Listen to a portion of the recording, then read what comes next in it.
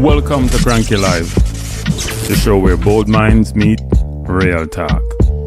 This isn't your average sports or news show. It's where we break down sports, culture, and controversy with facts, fire, and fearless honesty. Here, truth cuts through the noise, and hype gets exposed. From football to track and field, from world issues to local debates, we ask the tough questions, speak without fear, and go deeper than the headlines. We don't follow the crowd, we set the trend. While others recycle the same tired takes, we bring fresh insight, unfiltered analysis, and bold perspectives.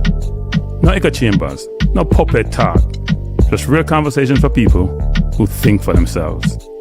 Listen with your brain, not just your ears.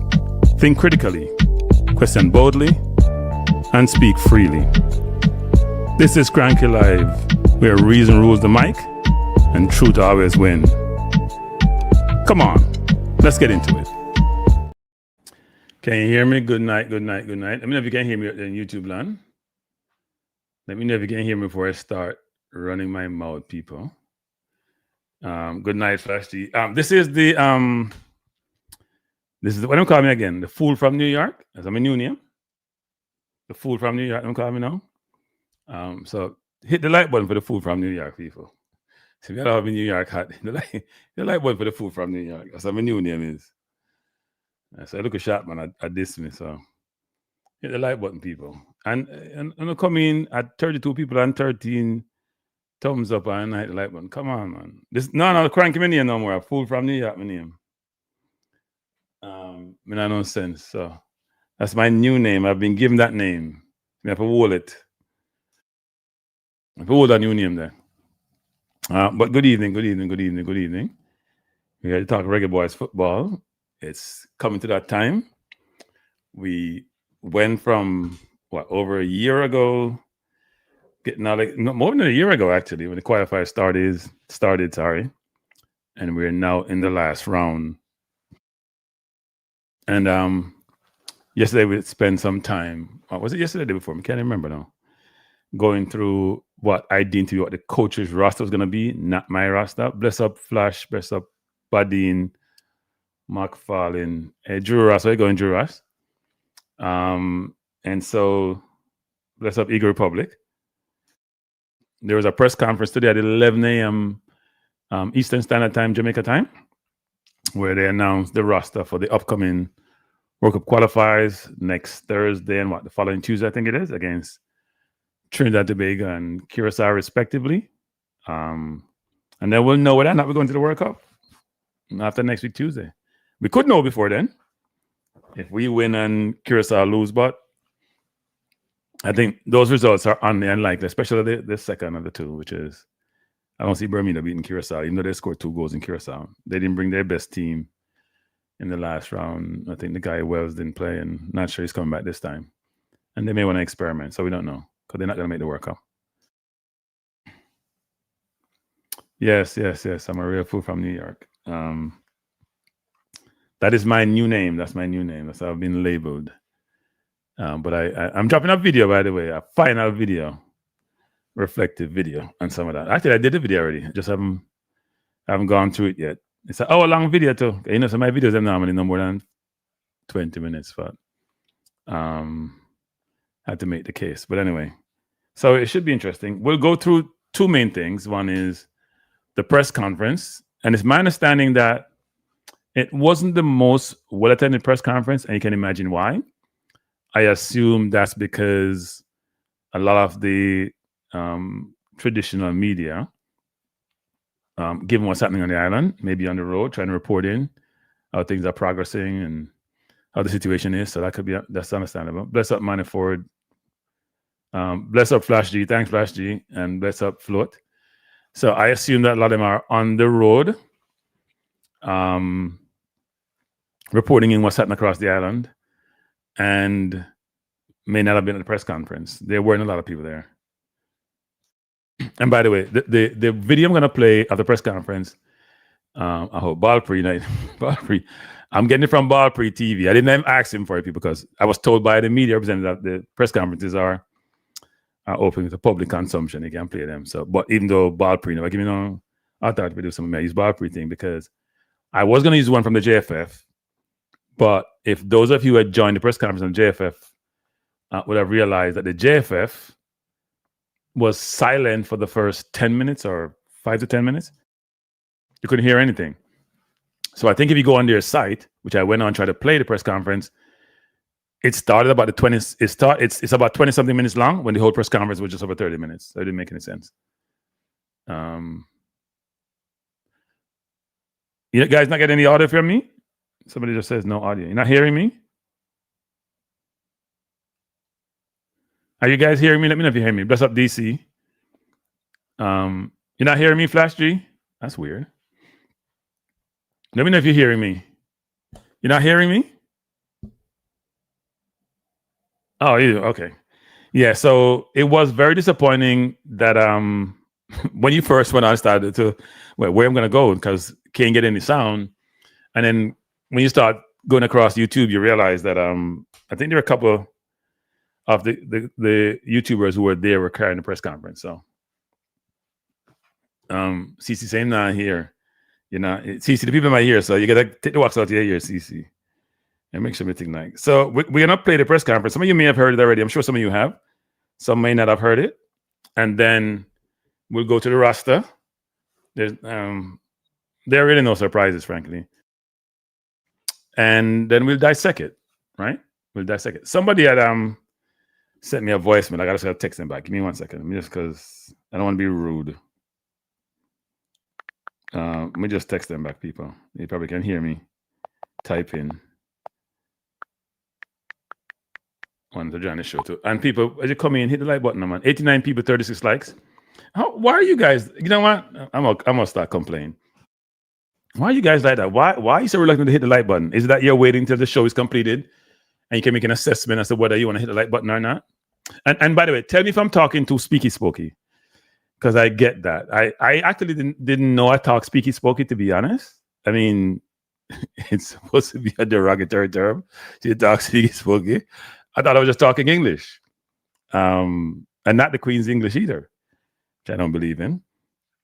But I'm getting this. I hear that, you know, in the external environment, people talk about me and they're trying to come at me. They're saying I talk speaky spooky. I think Toxic Boss was the first one who brought that up, even though I didn't really figure out what he said because he can't speak English and he can't write English either. So I didn't really take him personally. But then it's come out more, so I'm just trying to figure that out.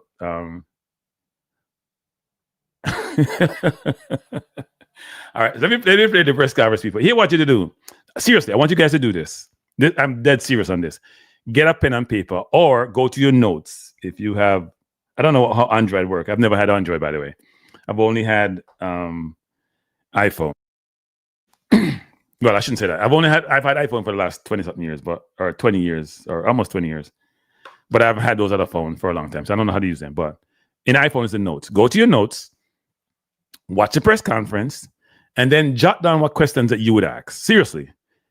Based on what we have all talked about, whatever it is, just jot down your questions, and you can call in and talk about them. It's very important because I do get frustrated sometimes when I hear the press conferences and the questions asked.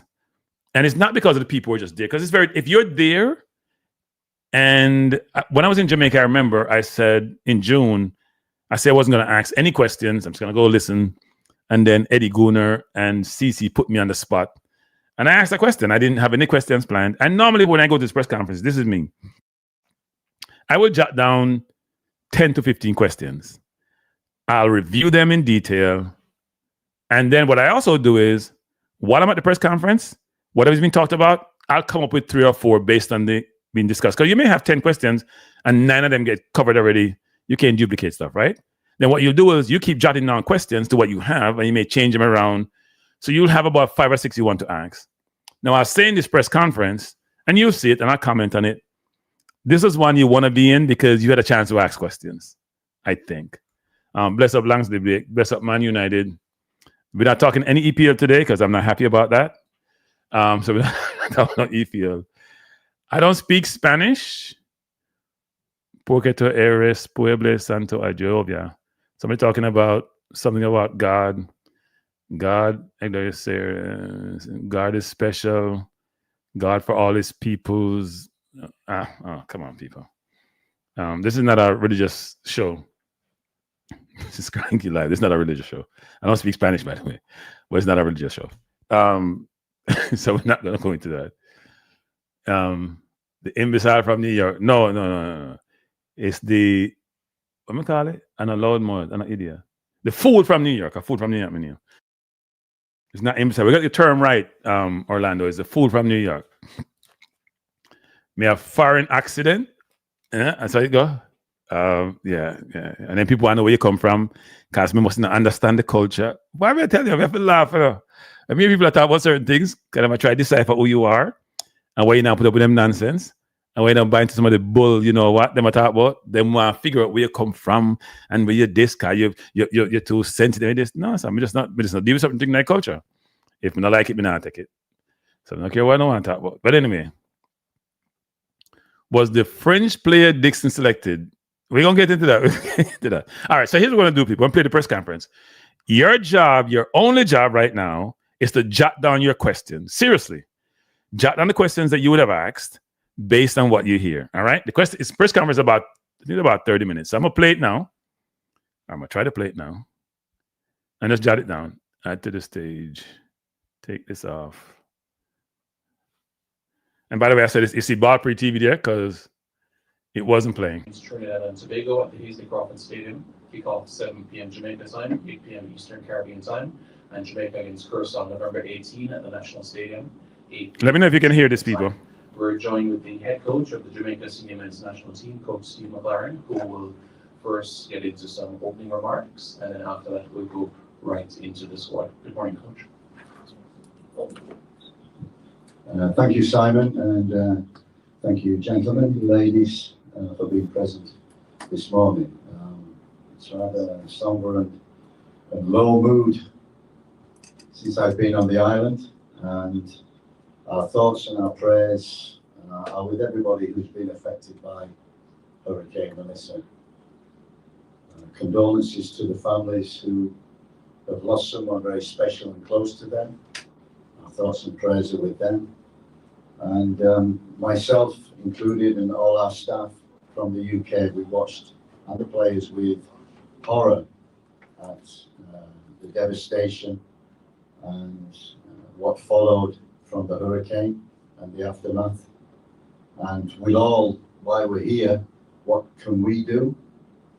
We will try to put at least some positivity and a smile on people's faces in the midst of adversity. That's what we want to do. Our motto has always been to put a smile on the Jamaican island and on the people, on the families, on everybody, because there is nothing better than a Jamaican smile. I can guarantee you that. So that's what we'll be working towards. That will be our bit, what we have to do. We will support also in other ways. I know the JFF are doing that also. We just hope that aid and relief can come to these people who are suffering at this present time. Congrats to Mount Pleasant for reaching the final of the Caribbean Cup. 3 years in a row, Jamaica has been represented. It follows, obviously, from the Cavaliers' success last year, and hope they can follow that. And looking at the way they're playing and the form that they're in, it's a good chance they will do that. So, congratulations to them. Onto the squad, which has obviously been put out there. The injuries that we have, Deshaun Bernard, I spoke to him a few weeks ago. He's still in rehab, still recovering, 3 or 4 weeks away from playing, which is great news. Amari Bell suffered an injury last weekend, will be out for 3 or 4 weeks. Leon Bailey finally got fit, was playing for Roma, was looking very sharp. Unfortunately, this week in training, injured his hamstring. And they say it's going to be about 2 weeks. I've spoken to Leon, who's desperate desperate to play some part in the next 2 games. And from the medical report that we've had, it could be touch and go whether he may be fit for the second game. So what I've said to Leon is that we will stay in touch. He will do his rehab being in Rome. And if he's any need to fitness for the second game, we'll definitely fly him over and get him involved in the second game. He wants that, from his loyalty to the country. He's devastated that he's picked up this injury, as he has. Casey Palmer is the other one who we brought him in the second game against Bermuda, played very well. Unfortunately picked up a knee injury. We didn't think it was bad. It turned out it was. Kind of medial in his knee. And they're saying 3 or 4 weeks with him. Again, he's like Leon. He's unbelievably disappointed to be injured. He has a chance for the second game, and again, we will leave it open until after the first game. Do the rehab at his club, and then too we'll report on Friday to see the progress that they've made. The inclusions from the squad that we've not had is Damari Gray is back and has been playing regular, and the introduction of Rico Henry, who since the summer and even before we've tried to acquire a passport. He's done the majority of things. He's flying in. We hope to get a change of association and a passport in place for the first game. If not the first, then the second. We met Rico in the Unity Cup. He came into the dressing room, came in to see the players, came in the meetings. So he has an idea, and he was enthused by what he saw in the performances in London. And he wants to play a part, and he's been itching to do that, coming back from a bad injury. So that's the inclusion from him.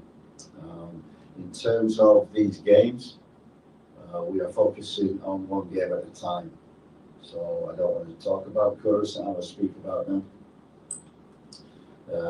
Trinidad is the most important game for us. It's important that we go there, we show resilience, a good performance, and get a result in Trinidad, which will enable us to go into the final game, knowing that we need a win to qualify for the World Cup. That's going to be huge and important. The most important people, not the players at the present moment or the staff or us getting together, it's the people of Jamaica. They're the most important at this time, and we will gather together and show support and encouragement and as much aid as what we can possibly do. But the best thing that we can do, and the message to the players, is to qualify for the World Cup. That will be a huge lift and a boost to everybody. And it's important on Tuesday for that game that we have a full house. We get there from the kickoff at 8 o'clock, full house, and be prepared to fight along with the players for what will be the biggest game that has been in Jamaica for many, many, many years. So that's the goal, 1 step at a time, Trinidad first. Thank you, gentlemen, ladies. Thank you very much, Coach McClaren. So just a recap of the squad before we get into questions from the media. Goalkeepers, Andre Blake, Jamali Wake, Safari Chambers. The defenders, Dexter Labakisa, Joel Latibalir, Ethan Pinnock, Damien Lowe, Mason Holgate, Richard King, Rico Henry, Greg Lee, Ian Frey. Midfielders, Isaac Hayden, Bobby Reed, Karoy Anderson. I'll post the list when they're done, people. And the forwards, Shamar Nicholson, Ramon Burrell, Bailey Ty Kadamatri, Demarai Gray, Ronaldo Cephas, Kahim Dixon, Tyrese Campbell, Warner Brown, and Dujon Richards. So now we're going to open the floor for questions from the media. We kind of ask that you step forward to the microphone to pose your question to Coach McClaren. Thank you very much.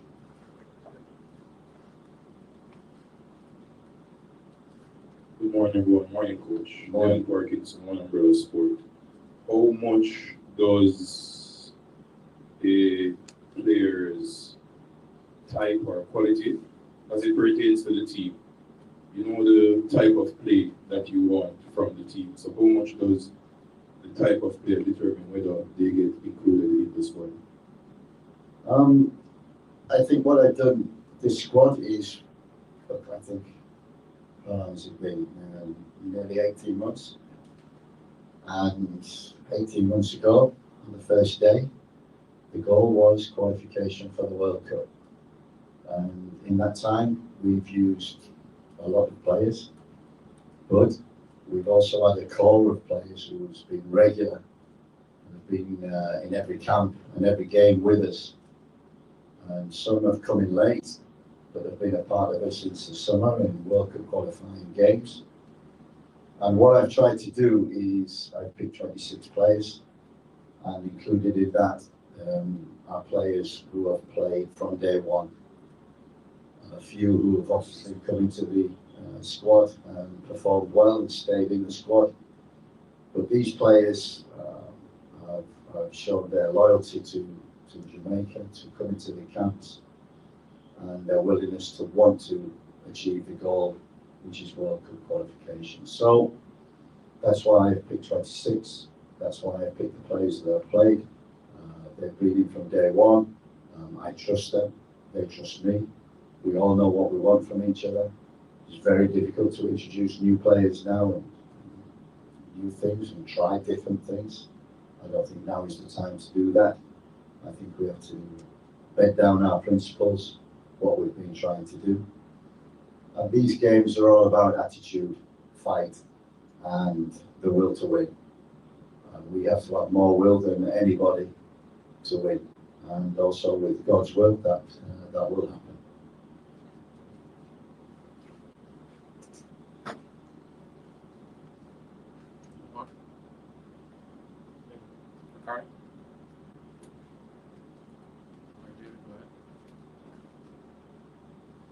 Morning, Coach. Morning. Simon, King from Wagbury TV. Coach, we've seen where players that are selected in the squad came on social media to show their support to Jamaica in light of the devastation of Hurricane Melissa, right, Coach? We know that it's already a task to qualify to the World Cup in itself, and I know that most of the players will be using this opportunity as motivation to assist us to go over the line. But has it been any additional difficulty, or has it been any additional pressure on the coaching staff and the players, knowing that getting over the line will boost the whole morale of the whole nation? Is it any additional pressure, or is it just being seen as motivation? It's seen as the motivation that's been there from day one. Jamaica, why do they travel thousands and thousands of miles to come over? We said this 18 months ago. Everybody's goal was World Cup qualification, and we're on the brink. We've come this far. We've had 18 months working towards this moment. We've had ups and downs. We've had success. We've had failures, disappointments, high lows, and it all boils down to this. They know the importance. They know more than us. We don't need to pile any more pressure on them. We do that every camp they come. But I think we've got the added pressure of the people of Jamaica who are suffering at the present moment. And the devastation and travesty that they must be going through. We can't see that, we can't feel that. We need to be able to feel that, what the people are feeling as well. And if we can come together as one and get the feeling of the island, get the feeling of the people, because they're the most important. They're the most important people on this island, the families and the friends and the Jamaicans all over the world. They will be so proud if we achieve this. So that's the mindset we've had from day one. So it isn't the case of coming to the last camp and ramping up the motivation ramping up the pressure is there. We have to handle that, and the crowd will help us. I can't stress the importance of the game. Is 8 o'clock. We want to see the crowd there at 6 o'clock. We want to see them when we pull up on the coach. We want to see them when we walk onto the field to look at the field. We need to see them when we're doing the warm-up. We need them to be behind the noise, the music, the smiles, the motivation. We want to see that. We want to see the whites of the eyes of the people, to see how much it means to them, to know it means that much also to the players who must perform, to give to the people something which would be so special. Thank you, David. Ricardo? Morning, Coach. Ricardo Chambers, Sports Chambers. Just a couple of questions relating to Rico Henry. You mentioned, based on what you said earlier, it sounds to me like he doesn't have his Jamaican passport yet. Can you explain the process and exactly what you will be attempting to do to ensure that he gets it in time for that next game against Trinidad and Tobago? Yeah, the process is ongoing. We have to have a change of association because he made 2 appearances at junior level for England. So that is in process. He must acquire a passport first. He's done everything in London that he needed to do. All the documents are in place. He just needs to visit PICA, apply, sign, and then pick up his passport the next day. So I'm hoping to do that. Unfortunately, he plays on Sunday, so he can't come till Monday, so that will have to be Tuesday, Wednesday. Hopefully that will be done, and we get clearance on Wednesday or Thursday for him to be involved in that first game. If not that one, then hopefully by Friday, and then we've got the Monday for the second game. Yeah, it sounds to me that, I mean, based on the timelines that you've just outlined, that there requires some level of collaboration between the JFF and the PICA. How is that going at this stage? Yeah, that's always been the case whenever we've tried to acquire passports for players, and that has been difficult. That's a difficult process.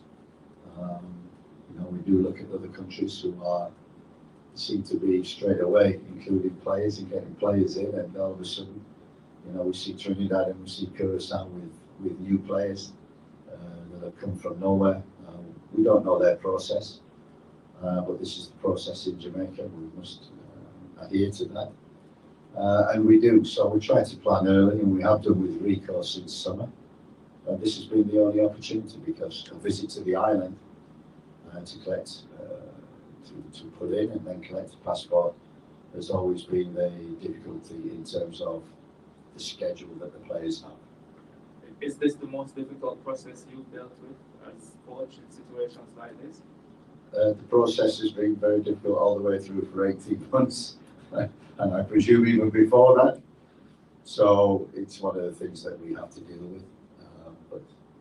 But that's the process. We have to deal with it. Sounds like you're not very happy with it, Coach.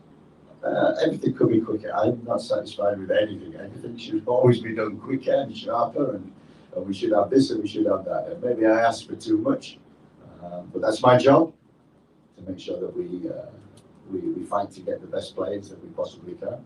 All the other nations are doing it. You see with Trinidad, you see with Curaçao, they're doing it, and we have to do it in our way, exactly the same. Yeah. I want you to talk a little bit about Rico, Coach. I know he's had a couple of ACL tears I think one in 2016 and one a couple years ago. Both knees. He's 28 years old now. How much do you expect him to add to this unit, and how important do you think he will be, especially with Amari Bell now out? Rico is a very good player. He's a Premier League player. And he's had bad injuries, he's come back, he's fought back. Shows the mentality of the boy, and he plays like that, with that kind of mentality. Enthused, loves playing the game. And he's this season not played regular, but had games, and he's trained and is fit and looks very, very good. Looks very, very sharp. He played last week in the EFL Cup and played very well along with Ethan, who's had minutes as well. So I have no hesitation in bringing Rico in. It's the ideal age. He's recovering. He's got experience. He's a Premier League player. He can add to the squad. And you're saying, Coach, that you feel he's ready to walk right into this setup? Absolutely. Otherwise, I won't pick him. Thanks, Ricardo.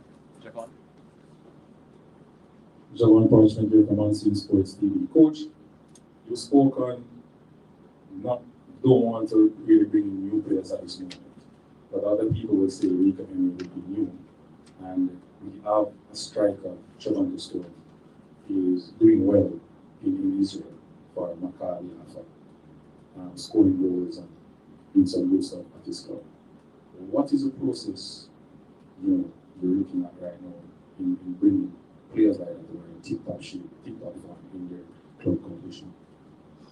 I think knowing players and working with players, I think, is always an advantage.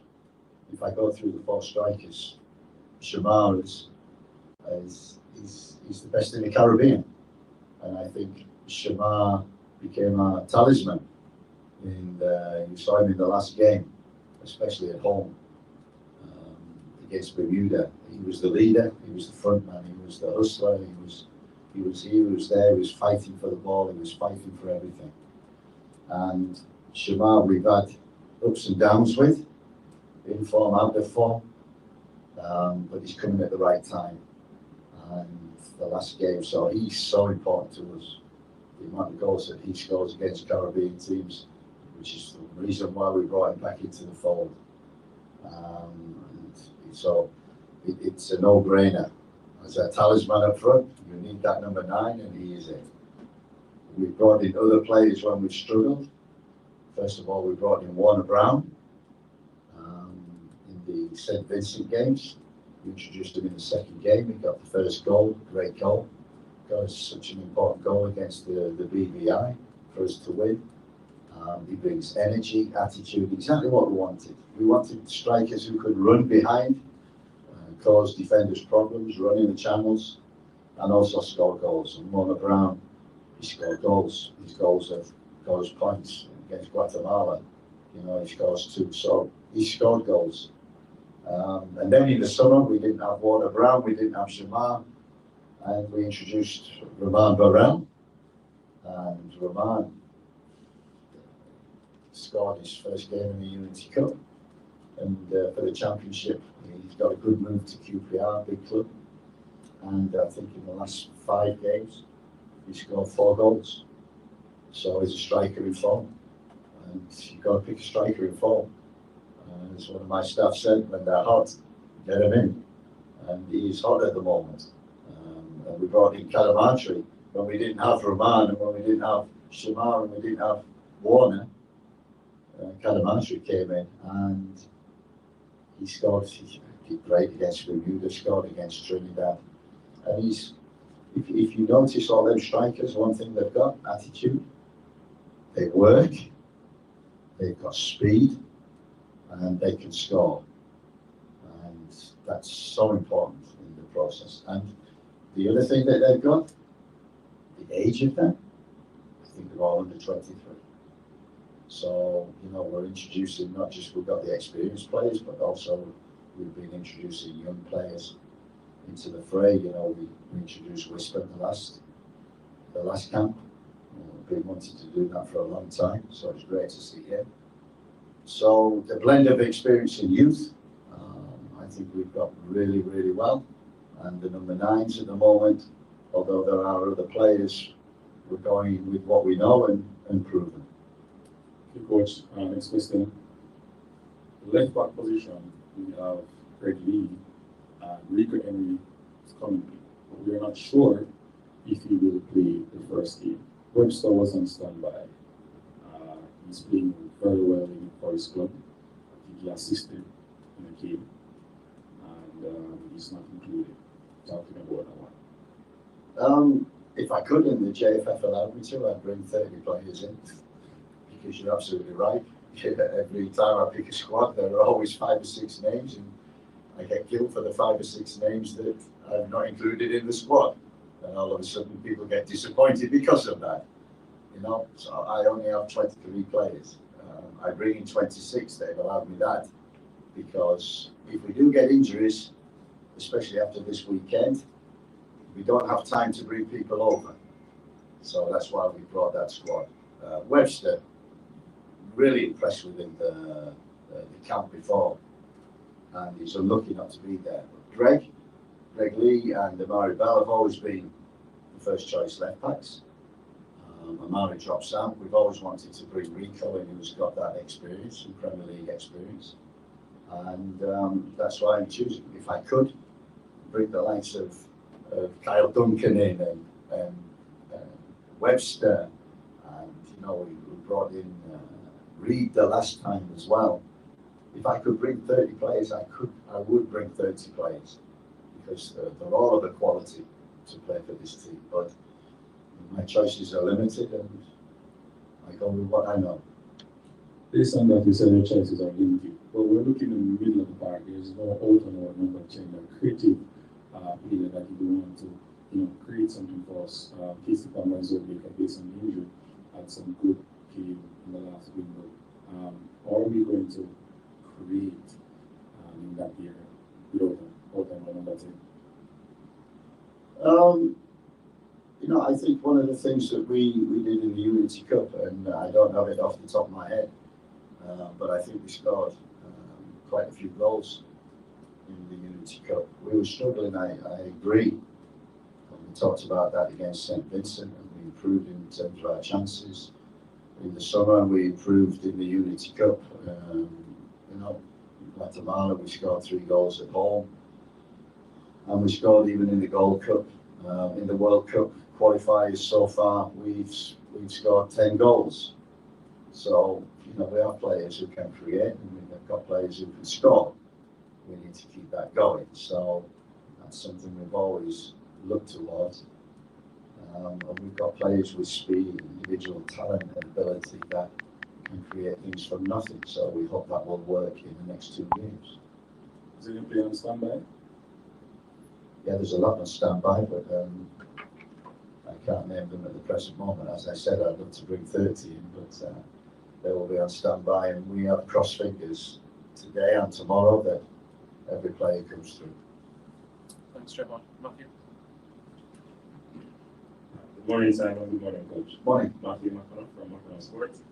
Coach, generally, when selecting a squad, how do you weigh a player's club form and minutes against their performances in the national team?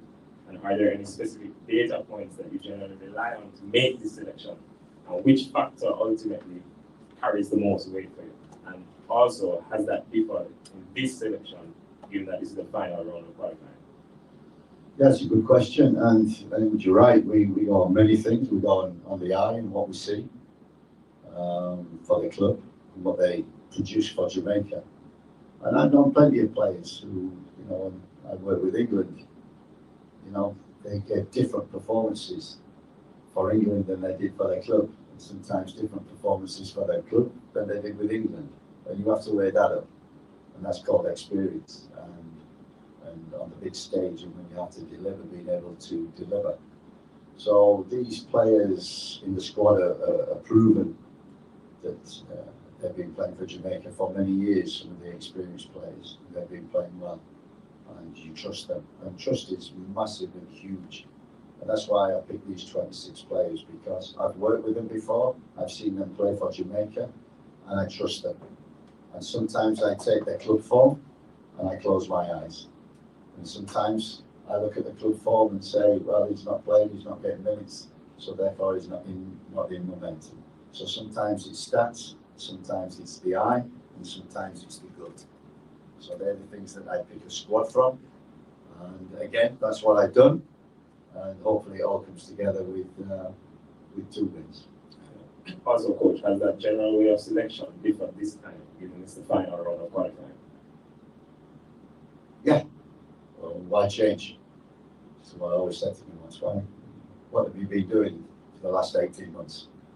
And the last 2 games, you want to change everything and introduce this and introduce that. It's not the time to do that. It's knowing what you do best, and it's doing it. Thank you. Thank you, Matthew. Marlon? Morning, Coach. Marlon McFarlane, John Belfan. Boom. Coach, if I'm not mistaken, I heard that Ian Frey is more listed as a defender this time around instead of a midfielder.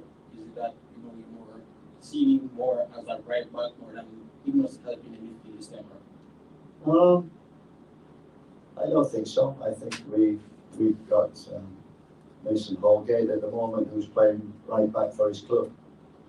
Matthew Boudier, who's played there for his club and for country. And Ian Frey, who can play right back and midfield. And as you know,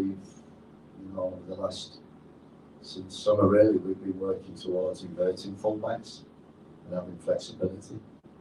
And when you've got a player like Ian Frey, who's a right back and a midfield player, you've got the ideal one who can play right back and invert. So we've got the best of both worlds with Ian. So yeah, we don't necessarily say he's a winger, he's this, he's that. We don't label players. The modern game is you have to play, and you have to play anywhere. And they are labelled in some speciality positions, but some you do need to play in several, and that's why we had Latty in from day one, because he could play right back, centre back in a 2 or a 3. He could play defensive midfield player and do a job in there.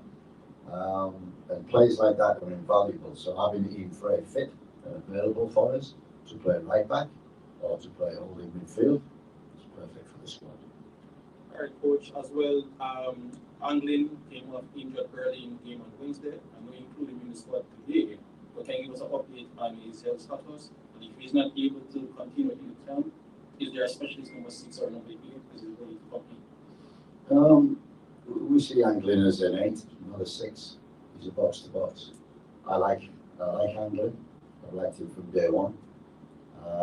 Yes, he came off after 20-25 minutes the other night. I watched the game. I was very worried when he came off, but the medical team, and we know them well because they're part of the medical staff, say he's okay. He's no problem. Has no pain. Has been training the last 2 days. Will join us and train on Sunday. Thank you. Thank you. Thank you, Marlon. Any further questions? I want to thank everybody for being here this morning. We appreciate your support.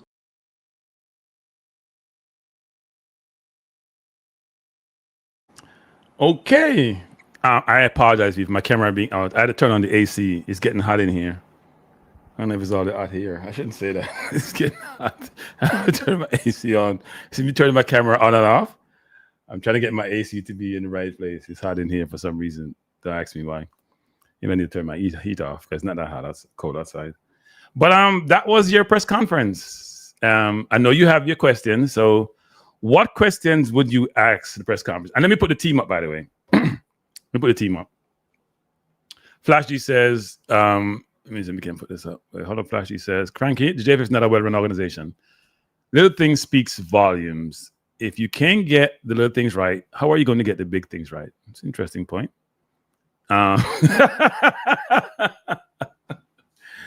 What, me a fool from New York? No, me I have, no, what my name? No. Spang something. Some other person had a name. I get all these names, people. It's interesting. It's interesting, people. I get all these names. So a couple of things, man. Let's go to the questions you have, and we put the team up. Because I made some jot down. Let me just say a couple of things that I jotted down. My first question with Coach, who are you not impressed with? Because everybody's not impressed with. Everybody seems impressed with. If me not impressed with you, me not gonna say nothing, you know. Me move on to something. Me find out if you're, but as you've heard the crowd say he's not impressed with a player. The player asked him but Anglin was injured. I bet he has no idea Anglin was injured. That's my view. Did he answer the question? Anglin is injured. What is the story? He come off of the field injured. Did they give him if him injured or not? Boy. Someone mentioned before that the technical advisor once indicated that, when it comes to EPL players, and I've heard him say this, it's a no-brainer, right? The EPL players, they get in the squad. So I guess the coach did say that Bell and Greg Lee were first choice, but they're championship players. But Rico Henry is an EPL player, even though he's not been in the squad. And by the way, let me just say this. And I said this before. I have no idea, even if they want to play him, why we didn't call Rico Henry in the last window so he could get released from his club and go to Jamaica and get his passport. Somebody pushed back hard on me when I was talking about Rico Henry in the last time I was talking about this last window. He had his citizenship. And your club is not going to release you people unless you get a call up from the national team in the required time period. So if you're Rico Henry, if you're Max Aaron, if you're Cameron Archer, and your paper's in progress, and when it comes to Jamaica, if you don't get a call up, then they're not going to release you to come and try to get them done. So I have no idea. Nobody asked the coach. We should, Ricardo Chamber asked him a bunch of questions about Rico. The first question is, why now, not before? Did he just get his citizenship or he got it before? That question should have been asked. I'm not sure why. I think that one of the questions that I think Unseen asked the question was, I think the question should have been posed a little bit differently, but it was a good question by Unseen. It should be a lot of players are not getting game time at their clubs, because I started to jot this down. And many international coaches, or most coaches, select players based on their club form, even though they utilize other criteria. What criteria do you use to select players? He sort of answered that. He talked about his time in England, which was not a good time. He was a poor England coach. He got fired. Probably one of the first people who didn't make the World Cup for England and didn't get very favorable name. You hear, what's his name? Talk about this a lot, 433. But hey, it is what it is. So I don't know why Rico Henry wasn't called in to get his papers and get it over with, or even Cameron Archer, for example, even though Cameron doesn't have his papers yet. Because you got to come to Jamaica to get it done. You try to go through England, it can take forever.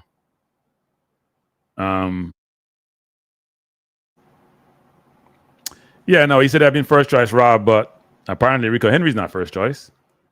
All right, Pinnock is, but Rico Henry isn't. And I find it interesting, and it goes back to the whole situation that I've talked about with Campbell and Dixon, which I don't want to get into now, but I don't understand when players play at a high level, they don't necessarily get called or even get game time, and players at a lower level do. And I know people are going to say, well, how do they play for the national team? And we've been through this, right? If you don't get game time for the national team, you can't show what you do, or enough game time. That's nonsense. That has nothing to do with me. That has nothing to do with me. It has nothing to do with me. They needed a left back because Bell got injured. So somebody's put up a comment that they don't know anything about. I'm not going to put up their comment. Rico Henry had his citizenship a while back. It's not now he get it. He got it a while back. I was told this more than once. Wasn't called the last window. I asked the question when he called the last window. Did the coach say he just get his citizenship, or did he have it before? If you don't get called, so let's ask a couple. So let's put up the list. This is the team. So I picked my own team more recently, right? So you compare my list to the coach's list. This is my list, and this is the coach's list. The only difference is, I picked 23. I think I picked. The coach picked 26. No, this was my list. I said this was what the coach. This is what the coach would pick, right? This is what I said the coach would pick. I thought he would pick 23 versus 26, but I said this is what he would select, not what I would select. This wouldn't have been my team, and it's not far off at all. Except he selected what he select 26. I selected 23. So this is the list, people. I gotta bring this in. He select 26. I select 23. That's the list. That's what I expected. Now,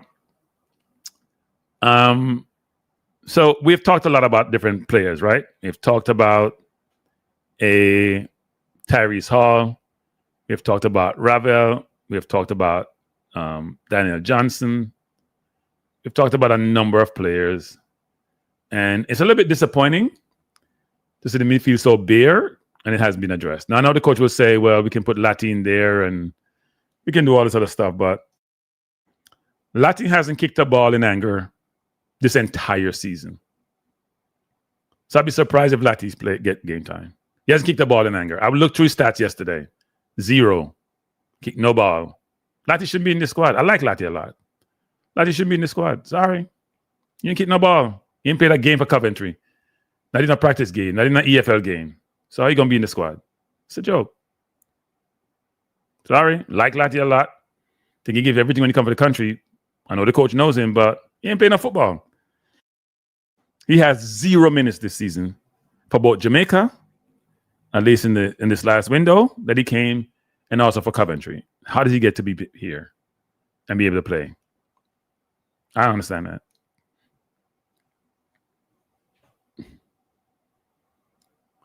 I missed him, actually. I had Demarai Gray 1, 2, 3, 4.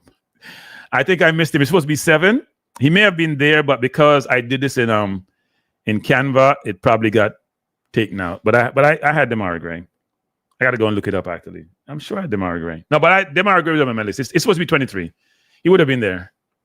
I didn't expect Rico Henry to come, but I didn't put Warner Brown, Rico Henry. There's another player I didn't put here, actually. I didn't put Campbell here because I picked 23. I didn't think Campbell would come. So I had Gray instead of Campbell. I didn't have Rico Henry because I didn't expect him to come. So that's why I had 23 versus 26. But Gray would have been here. I don't know why he's not on the list. Let me go check my list from yesterday. I thought I had him. But no, Demarai Gray would have been there. But that was my list. And I may have, when I try to set this up and connect them in Canva, I probably missed it. So that's my fault there. Yes, I had Demarai Gray, people. I just cut him out when I was putting this list together. I just did my list. And he's there. He's there. I had Demarai Gray. So just in case people think I am not telling the truth. No, I had Demarai Gray. I mean, I wouldn't have dropped him because I think I was told he scored today too. So no way he wouldn't have been on my list. See, I had Demarai Gray, people. I'm not just making it up. He's at the bottom. I just cut it off when I was trying to put this together quickly and combine the two lists. I had Demarai Gray. So just want to show you that I don't tell fibs. But he was on my list. So that was my 23. And it's very similar to the 23 we see here. Yeah, I was trying to reconfigure the list and it fell off.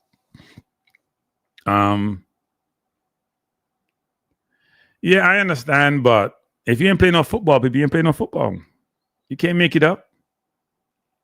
If you haven't played any football, you haven't played any football. To the truth, so the midfield appears to be insufficient, but it's not. So here's the question for you, truth for truth. True the truth. Keep you messing people up name the other day. True the truth. So we have 9 defenders. We have 9 forwards. We had 4 center forwards. Are we playing 4-4-2? What are we playing? Why we need 4 center forwards? Who carry 4 center forwards? Anywhere. 4 center forwards. You have as much center forwards as you have wingers. We have 5 wingers and 4 center forwards. Does that make sense to anybody? So where's a Ravel? Where's a Tyrese? Where's a Daniel Johnson? Now I hear this conversation about Tyrese Hall. Look, Tyrese Hall wasn't selected for the under-20 when he tried to come in the under-20 team, and he wasn't selected for this team. And it was somebody mentioned that the coach went to see him. Maybe the coach didn't like him. Maybe thought he didn't have the requisite things he's looking for. I'm sure the kid wanted to come. People say the kid doesn't want to come. That's not my understanding. I mean, maybe somebody's understanding, but maybe he's not as good as some other player who plays in the same division as him. I don't want to cast aspersion on place. I'm not calling any name, but I just don't understand those things. I don't understand it.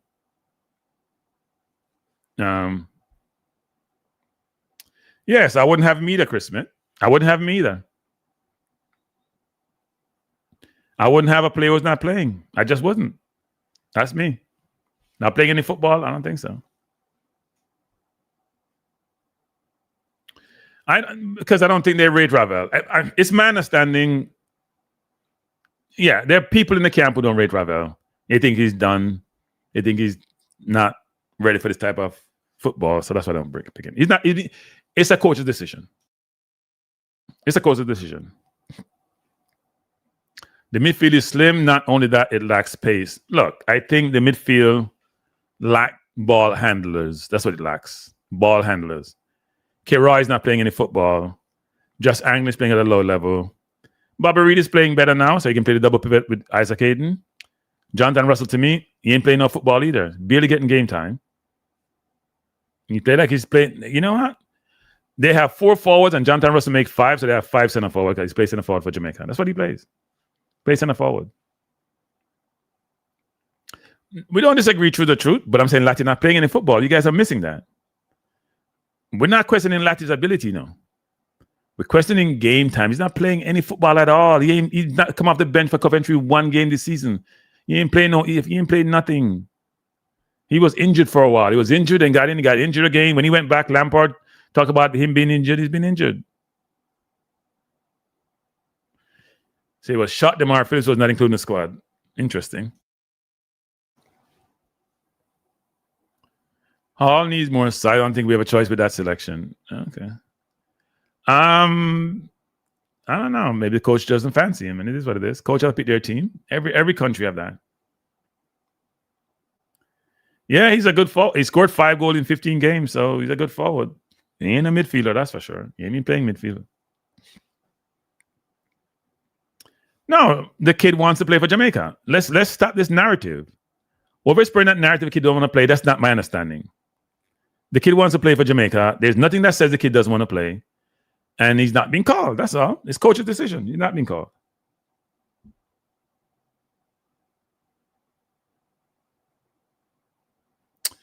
Yeah, I think that's part of the challenge, Chris Smith, is that the narrative going around now is that your club form doesn't matter.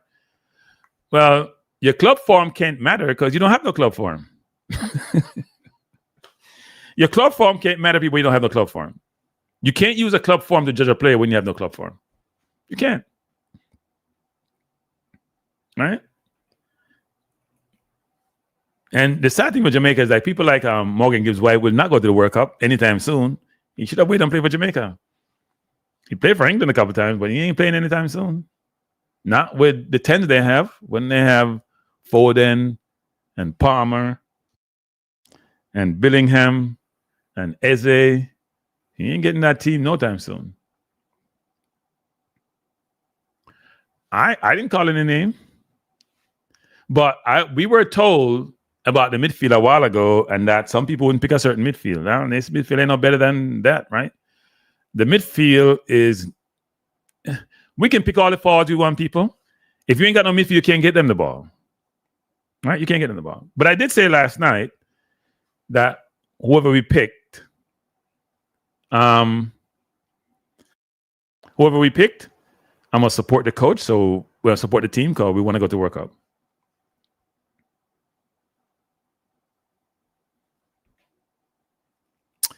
Yeah.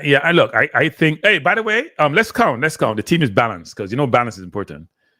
So 3 goalkeepers are locally born. Richard King, that's 4. Damian Lowe, 5. Joshua Anglin, 6. So we made up at the forward line. Shamar, 7. Dixon, 8. Cephas, 9. Warner Brown, 10. Dujan. Okay, so no, it's, you know what? It's the right team. It's the right team. We have 11. We're a little bit short because then we have 15 and 11, so we're short. We should have had 2 more local players and take out 2 of the foreign born players, and we're good. Right? We're good. We're good. We made a mistake. They made a mistake in the selection. 2, because Jamaica don't have enough locally bred midfielders, but I think it's a little bit unbalanced. It's not balanced. It's a little bit unbalanced. The team is unbalanced. I think this is a mistake they made. It's unbalanced. We only have 11 locally born players, and what we have, like 15 overseas born players. That's not okay. I'm not comfortable with that. I'm not comfortable with that. That's an unbalanced team. They need to swap out 2 players. Yeah, well, we gotta do that.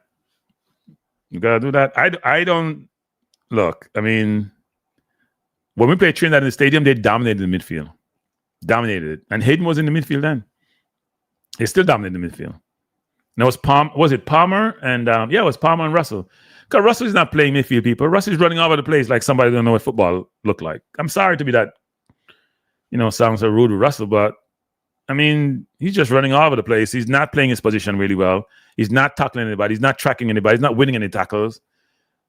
I know he scores goals, but you know what? I need my midfielder to win the ball, get the ball to the forward line, protect the defense. I don't need them to become no forward. Then I play 4-4-2 then. I play 2 center forward. Well, no, Hall would make it way unbalanced. We can't bring Hall in. I'm sorry. I agree with the JFF. We couldn't bring Hall in. Then if you bring Hall in, you got to drop a forward. It would be like 10 and 16 now. I'm comfortable with the selection. Don't bring the kid in who's been touted as one of the next big thing in England. Don't do that. Don't do that. Don't do that. Don't do that. The 11 and we have stretched it with 15 and 11. We shouldn't be doing that. Let's not get carried away and want to bring in more foreign-born players. Let's not do that. Let's not do that. Somebody sent me the Suriname squad. A lot of teams I don't know about. Like the second division of must be the second division of the Netherlands League.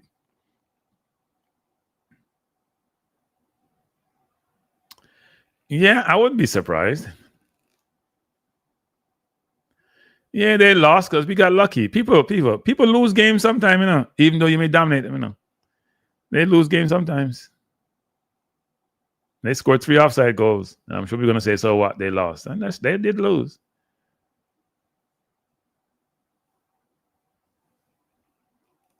I love this comment. Look, I am very conscious or self-conscious of calling out any specific player, whether they're in the squad or out the squad. I'm very self-conscious about it. It's not fair to the player. Player don't select themselves. Player want to play for their country. They're committed. They play hard. So I don't want to call out individual players. I think sometimes we do pressure the players too much, including yours truly. So we shouldn't that. Yeah, Michael Sadler, but look, I mean, the squad is a squad. I'm sure the coach picked it to his best ability. My concern is this: when I hear the coach speak, I don't have that level of confidence. I would admit, like I don't walk away feeling enthusiastic, feeling comfortable. In fact, I walk away feeling uneasy, and it's been happening since he's been here. And I don't want to feel that way. I want to go in for the next 2 games feeling very confident. And part of it is because the players on the team are not getting game time. Most of them not getting quality game time. Now, the 8 and the 6 are getting game time between Bobby Reed, who I've been informed scored today, and Bobby Reed and Hayden. Bobby Reed and Hayden. So, yeah.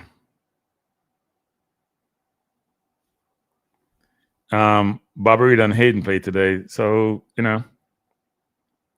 that's a good thing. We want our midfielders to be getting game time because that's what you do most of your running. You can hide playing forward, harder on the wing if you don't play defense.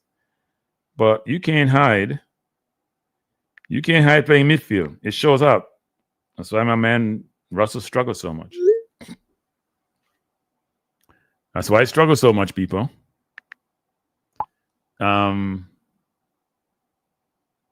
Cognition not bad. Look, I mean, you hear on some people's program talk about the word balance. The team is balanced. Shamar is supposed to be okay. But he may not have made this squad because they probably have better players. But he should be okay. You guys are cruel. Don't say that. They play defense. They're the center halves. What do you mean? They only gave up 2 goals against Curaçao. I'm curious to see who's going to be the center half partnership in this upcoming window. That should be an interesting one, actually. That should be really, really interesting. I'm really curious to see What's the center half partnership going to look like? That should be a good one because, Lowe is there. The coach mentioned Holgate playing, and he's playing right back. So Holgate is playing football. So the question that arises is, are the people who are playing, will they get more game time than those who are not playing? How will that work? Or is it that you play because you played in the previous window? I don't know how we do that, people. How our idea of how we select our team is really interesting. Like, we talk about people in the previous window, how to play for the national team. And I hear that on certain talk shows talking about that as one of the main criteria. Well, I hear Tuchel the other day talking about Lewis Kelly and basically says, you ain't selecting Lewis Kelly because you ain't playing for his club. You ain't putting him in his team because you ain't playing for his club. And then I hear us talking, and then we're just like, that's not part of the criteria. So how does that work? I don't understand how that works, people. If other countries are selecting players based on both a combination, I mean, a lot of those players are getting game time for their club, so that's why they're there. But I struggle. I don't understand sometimes how we make these decisions. Doesn't necessarily make sense to me. Tuffy Rudy saying, wait 1 second. Cranky, this may not be popular, but I think the coach should gamble and sit Hayden out for the first game because no, I don't agree with that. No. The yellow card, they get thrown out. No. He's all right. No. He only got, maybe you start over, if you got 2 yellow cards, you go up, you don't get another yellow card. It's not my understanding, unless I'm mistaken. Unless I'm mistaken, I don't think that's how it works, actually. I think the yellow card should just go and you start over. Yeah, I don't think it's the way you're suggesting. I don't think that's how it works, actually. Let me see if I can pull this out. I don't think that's how it works. I think when you get that yellow card, it does start over, and you it starts over, and you then have a chance to get 2 more. That's the way I think about it. If you get 2 in the same game, it's a red, so you don't want to do that. But my hope is that, look, I said Aiden, a lot of times Aiden's our most important player.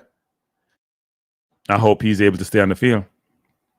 He does put a foot in, right? He does put a foot in. That's part of it too. He will put his foot in. And if he does that, then anything is possible. But let's hope that doesn't happen.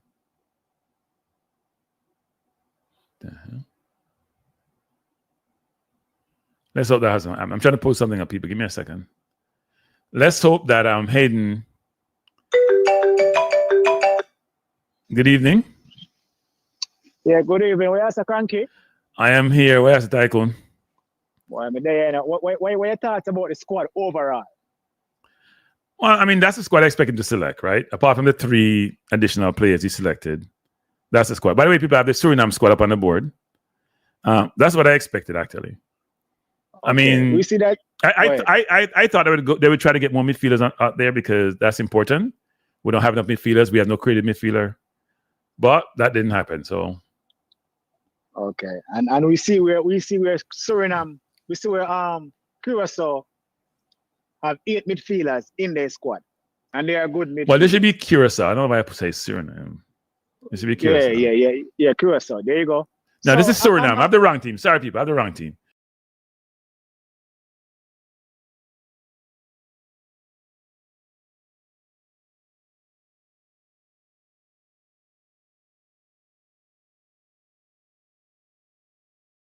I'm hearing you. Hear me, right? Yeah, I'm hearing you. Can you hear me? Oh, yeah, man, I hear you. So we see where Mr. Speed went on an interview, and someone asked him about the Isaac area, if he get hurt. What happens? You know what I mean? What happens? Yeah. What did he say? And the question around that was, will you bring only one number 6 in your squad. And Mr. Speed referred to, he's not a madman. He wouldn't do that for Cavalier. And now he's the advisor to the coach. I want to know why he only brought, why he don't have no attacking midfield in his squad in 2 or 4 most important game in Jamaica football history. Why is it no attacking midfield in a squad? Well, so I want to know if he's a madman when we have a Tyrese out there, one of our most informed midfielders. We have Ravel playing great for his club. You know what I mean? And when Ravel up on 1 foot, he better than all of them. Right? And then again, we have a Daniel Johnson perform good for his club and is a good enough level to be in this Jamaican team. But I guess they are blackballed from the national program. I want to ask Mr. Speed this question because you're listening. Do you really love Jamaica? Are you a patriot for the country? What is the standard you set in this football federation, knowing that you're going for you going with a makeshift? You're going to put a makeshift midfield, attacking midfield, area midfield, when we have players playing week in, week out, can get the call up, but you don't call them. Maybe what's happening is maybe they're thinking of using one of the center forwards as a 10.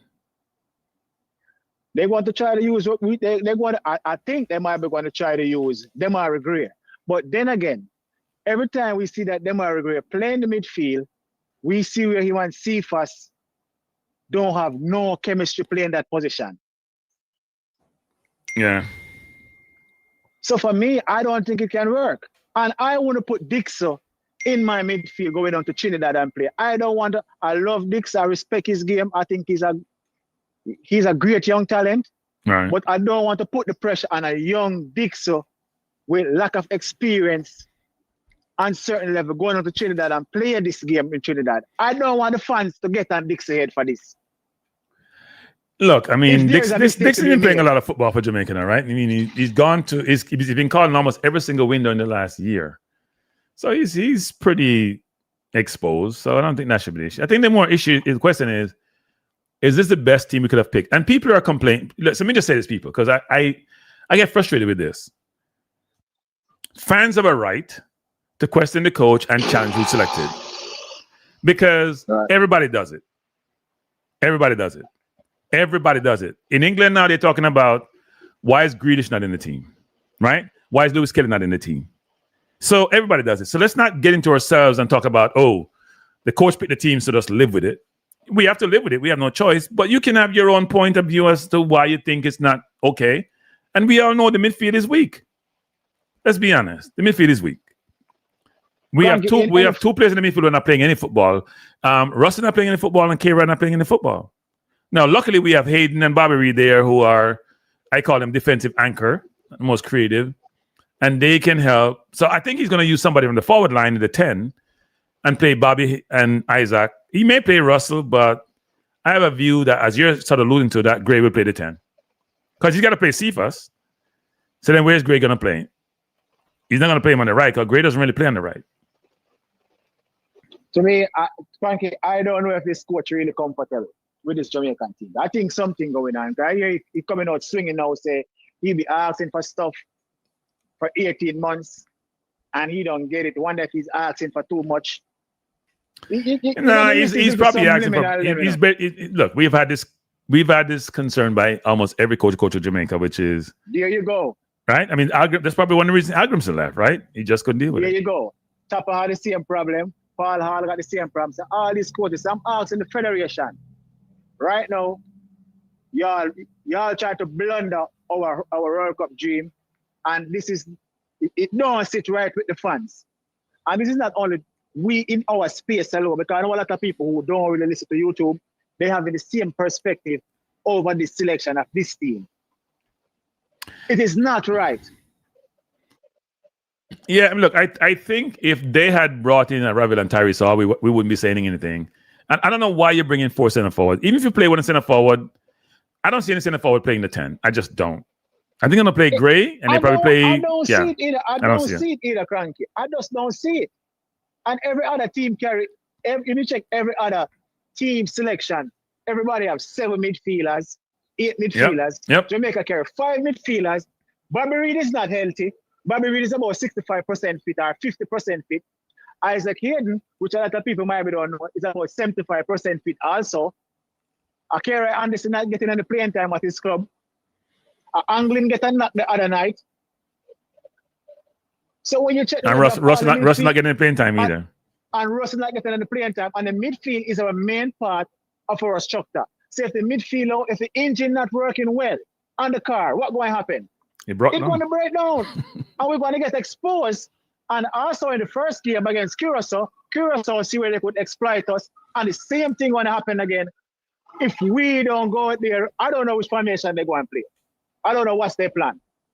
Yeah. But I can see it coming from now, Cranky. That's why we as fans crying out like this, saying, what the hell Steve McClaren doing? Well, I think and fall victim to the JFF and make yourself look so stupid. And we as fans see the mistake what's going to happen, and we're calling it out from now. And it's disgraceful and distasteful to see where our football nation really going with the advisor advising this foolishness.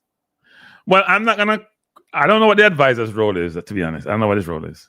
I don't know what his role is, Cranky, to advise. Yeah, but I'm saying, so if I advise, you don't have to take my advice. A soap opera business are going on the thing in the country. I don't love them thing in the general. It don't look good our football because we have the players out there. Select the players that are playing week in, week out for us to achieve our goal. We almost have enough. We almost have enough goalkeepers as midfielders. We're a little bit short.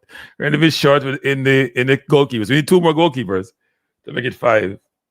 We have no standard in our team. That's why the coach came out and said he's eye testing now. You tell me which international coach would come out and speak like that. Jamaica don't set no standard or professionalism. I would have the moral about us when it comes to our football and our team. And when players don't even get 1 minute of them club for 8 months, we still want to bring them in because why? When they run them out for Jamaica, it's a different thing. That is delusional. And that's why Steve McClaren just don't care anymore if we just don't see it. He coming out, putting out subliminal, probably ask for too much. Listen to subliminal, Jamaica. Mr. Speed, I expect better from you as you being the advisor for this Jamaican team, because the question was asked about the midfield before, and you say, I am not a madman, I could not do that with Cavalier. But it's the same thing happening here. We don't have one attacking midfielder who are playing week in, week out for their present club. And it don't sit right with fans. Look, you can play football without attacking midfield. You can play 3 across, right? But one has to have the ability to be offensive and be able to provide the ball to the forwards. And I don't see none of our midfielders are creative enough to get the ball out to the people who should be scoring the goals. I just don't see it, to be honest. But if they play, they may play 2 up front. Yeah. Like I said, I don't know which formation they really want to play. But it just don't sit right with me to bring these midfielders, like I said before. And all the midfielders they brought, none of them is 100% fit. Yeah. We have Daniel Johnson, Ravel Mariso, and we have also have Hall that is playing great for their club. Bring 1 or 2 of them in this midfield. Well, I don't think they think Tyrese Hall is ready. It's my understanding that the kid wants to come and play. And they had an issue at the Unity Cup with him and the kid Johnson from Holland. I don't know what the kid is now. Maybe he's going to play for Holland U team. But it's my understanding Tyrese Hall wants to play, but it's not happening. The coach didn't select him. Here's what it is. He didn't select Ravel either. Yeah, because some of them plan. Their plan is to fail us.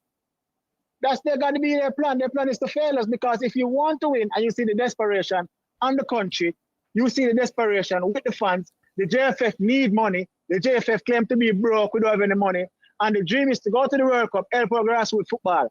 And because of ego, and because you think you have a problem with players, you don't select them.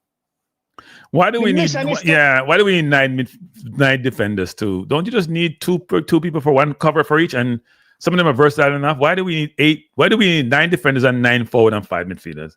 and Anglin supposedly has had a knock. And so I don't understand why we do that. Now they're gonna say Lati can play midfield and this person can play midfield, but that's not. Yeah, I don't understand. Lati not playing on the football. I would have even prefer carry Lambert that is playing good for his club, but at a lower level. I would even prefer carry him because at least he know the system playing for Jamaica. I am trying to think if these guys are really thinking. What is it that they're thinking? And if you go on the JFF page, everybody's saying the same damn thing, Cranky. Everybody's saying the same thing. People who are not Jamaicans in the YouTube space, they are saying the same thing. What is it that the coach doing? What kind of midfield is this? People are watching us and watching our football. And when I talk Cranky and speak out, them say madman from New York. Well, here we know. I am riding with the madman from New York because they want Jamaica to win. And these clown on the ground, we see where they're burning a little small box and they're not thinking out of the box. And that is why we are failing at our level. One thing I have to tell them before I go in a Cranky, they better make sure go to the World Cup here, you know. It's like we have problem down on the ground right now. Yeah, well, I mean, look, my hope is that we'll get over the line. Mr. Speed, you see what you do? You need to lift up out of football because you're going to advise and it look like we're going backwards. Cranky, have a nice night. Maybe somebody else can call in. All right, thank you, sir. Boy. You know, we're passionate about our football people, very passionate. Look, it's unfortunate. It's unfortunate. We shouldn't be in this situation as far as I'm concerned. We shouldn't be in a situation where we are I think we all follow the football to such a deep level. And look, there are some people who have more information than others around certain players with certain clubs and how they're doing. But in general, I think a lot of the fans follow football at such a level where they're very familiar with who can add value and who can't add value. But there's a view that we're fans and we don't have the insight that some others have, and therefore we don't understand. Right? We don't understand. Now, the coach did say Rico Henry was at the Unity Cup, which I found interesting. And I was told Rico had his papers from a while back. Right? I know at one point last year, Rico was on the fence. I think he stepped over the fence to want to play for Jamaica, and he wasn't called. And he's not the only one, by the way. The word is tense. Well, week after next, he won't be tense. Next week, by next week after next Thursday, he won't be tense. You won't be tense at all. Yeah, no, it's not a pretty feeling. And so not enough midfield for our squad games. Our squad games. You're right. There's not enough midfield for our squad games. No, they put Lati in the midfield. See, I know Bobby, Gray, and Hayden. Good evening, sir. Mr. Hardane, how you doing? Good evening, sir. Cranky. How you doing, man? I'm doing well. How you doing? Well, I'm a day here, you know. So let me just say, people. Wait, what's Hardane? This is my second call. People come here. Somebody on somebody's program say, then he listen to my program and call me Shanty. Them call me. So my name, my name Fool from New York. My name Shanty. I said that name. But them say listen to my program. Only one call me get. So two call me get now. So I write that down. Two call me get. Go on, Hardane. Two call me get. Cranky, no for people. Let me tell you something, Cranky. You know that people don't love truth. Yeah, people don't love truth.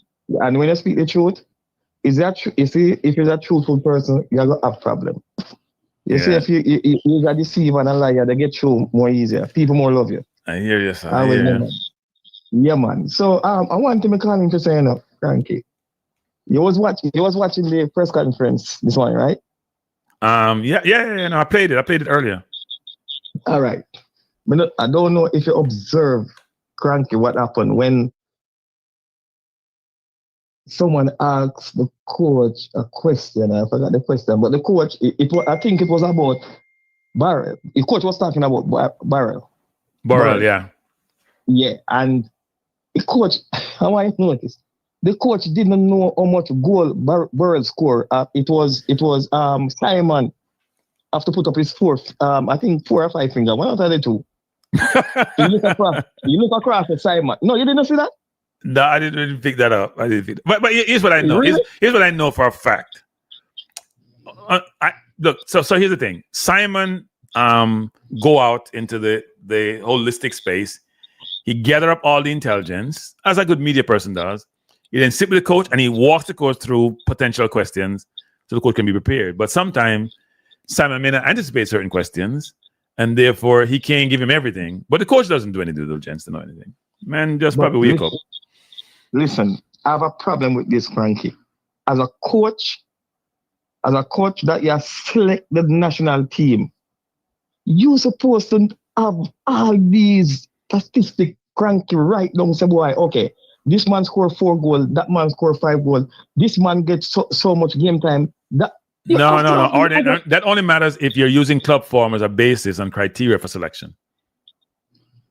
If that's not part of your selection process, then why do you care? Because to be honest, some players have no club form to point to. They're not playing any football. Look at Lati. Lati not playing no football all year. So you point to Lati's club form to say how much tackling make and how much recovery you have, how much interception. You can't point to nothing except on the bench. Fire. Okay, so you see, from I heard that Mr. Speed was going to be the advisor and travel with the team. I'm knowing of Cranky. Cranky, me say, trust me, bro. Me know say the man is just there because he don't want to make the same mistake with the algorithm. So he want to make sure did that mistake and make that as them push up as the coach push up his head, he knock it down back. Trust me. Well, I do know that when I say I know, but look, I would say this because I've got some intelligence on this. I think sometimes Rudolph get blamed for some things which he shouldn't get blamed for, and sometimes the blame is deserved and well placed, but sometimes it isn't. So I'm gonna give you an example. Is this whole quota thing with Jamaica? And a Rudolph I drive it, you know. You think a Rudolph I drive it? It's almost like if I say to you, I'm not voting for you unless you do X, Y, Z. Then I won't. It's like the people in Congress now. They don't want to do what Trump says. Some of them are anti-Trump, but them can't say nothing because you know why? If they do, Trump start go against them, and they lose their seat, and they lose their job, and they lose their money. So you know. Frankie, if you was a lawyer and representing Speed, you lose the case. You lose the case. You would lose the case. You know why? Me hear Speed come from program. Me hear Speed come from program, and suggest that if every player supposed to overseas player supposed to enter the team, what happened to our local player? So not tell me say Speed is not part of this, bro. Well, I'm not saying he's not pushing for local players because remember we had a midfielder last year who was a forward left winger who played in the Gold Cup, played one game, played half a game, frankly, who should not have been there in the midfield, right? We had a player. I don't want to keep calling players' name, but so Rudolph influenced that. You can't tell me he didn't. And he will deny that he did, but he didn't influence it.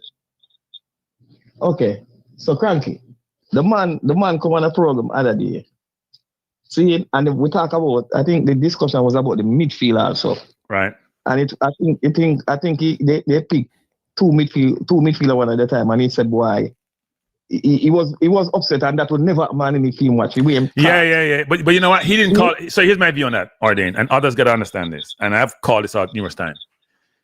And so people gonna say, "Boy, you always think Cranky, you do it." But I called that out from way early, right? That we only had 2 midfielders. It wasn't called out before him. Like here, nobody wants to say it wasn't called out. When I go to the list and I point out who was injured and Busy Atkins was in the midfielder, because it was 5 midfielders there now. And to me, it was only 2 midfielders because Hayden was going back to England, which I'd heard about way before, right? So it was only 2 midfielders, and he came in and said he wouldn't have picked that. And I was saying, well, how you could say you wouldn't have picked that when you get the list before we do? So didn't you challenge the list? Because I'm sure the coach don't just go pick a list and not tell the people in the JFF about what the list is going to entail. The technical director and the president have to know about the list before you publish it. They have to. So why wasn't the list challenged? So I didn't buy that. I'll be honest, I didn't buy that. Sorry, not buying that. Yeah. You know, I don't believe that the coach is studying Trinidad and Tobago, but I'm sure listening to the White York interview, that man is studying Jamaica so much. Believe you me. That's why I said that the last time I called, I said York is a better coach than this man. Believe you me. Yeah, you go and watch. You saw them scout them player. Them go and watch them and listen how the man talk, brother. This a man talk when he head down in the ground. You know when pig no lift up the head in the sky, you know, appear mud. This a man here, and then he have this little plastic laugh when one side and jog and run the next side. But are they, people, here's a good thing. Here's a good thing that you guys haven't gotten. You guys haven't realized. York can't watch some of our players play football. You know that, right? Yes. Y'all can't watch them play because they ain't play no football. What are y'all gonna look at? If you're gonna look at Lati play football, Lati ain't play no football. If you wanna look at, me not call them other name, but Mr. say some players you can't watch. Or you watch Pinnock play football when in the on the bench. Or you watch Rico play football on the bench. Or you watch Lati on the bench. Or you watch Russ on the bench. There's not no information. There's no intelligence there to be utilized to make a decision about the players unless you go watch them previous game for Jamaica, and that's dated information. You know the reason farmer with them a players. So it's probably a good thing. Maybe a good thing.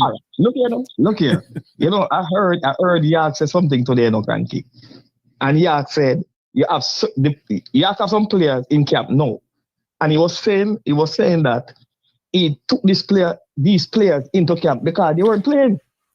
They weren't playing. So he wants to give them some football time. Them season up and they are not playing. So he took them in Trinidad right now, and working with them. No, you tell me if this coach is not a better coach than that man. But anyway, Frank, let me tell you something. At Jamaica football, I'm tell this, I've talked this already, Kranky. For years, I say this, and me forever say it. Jamaican football is not going to be better until Mr. Speed leave Jamaica football alone. And any day leave Jamaica football, it will be a better football team. Trust me. Because then we will see the best. Me say this in Kranky.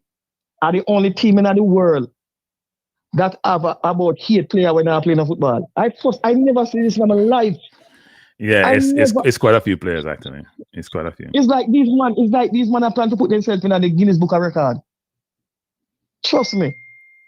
So anyway, good night, Frankie. Bless up yourself. Yeah, man. Thanks for the call, Ardian. Appreciate it. Yeah, man. All right, man. Bless up. So I'm looking at the Trinidad squad, people, guys. It's out. Was a kid from Crystal Palace. What's his name? Rear Gardens. He was there before. Yeah, he was there. He plays right back, I think. He's a good player. They have players from Montego Bay. A couple of them from Montego Bay. So if you look at the Trinidad team, they ain't playing for no big teams. Defense Force, which Mount Pleasant ran over, Colorado, Montreal. Sorry, I put the squad up, but the Trinidad team, Levi Garcia is a good player.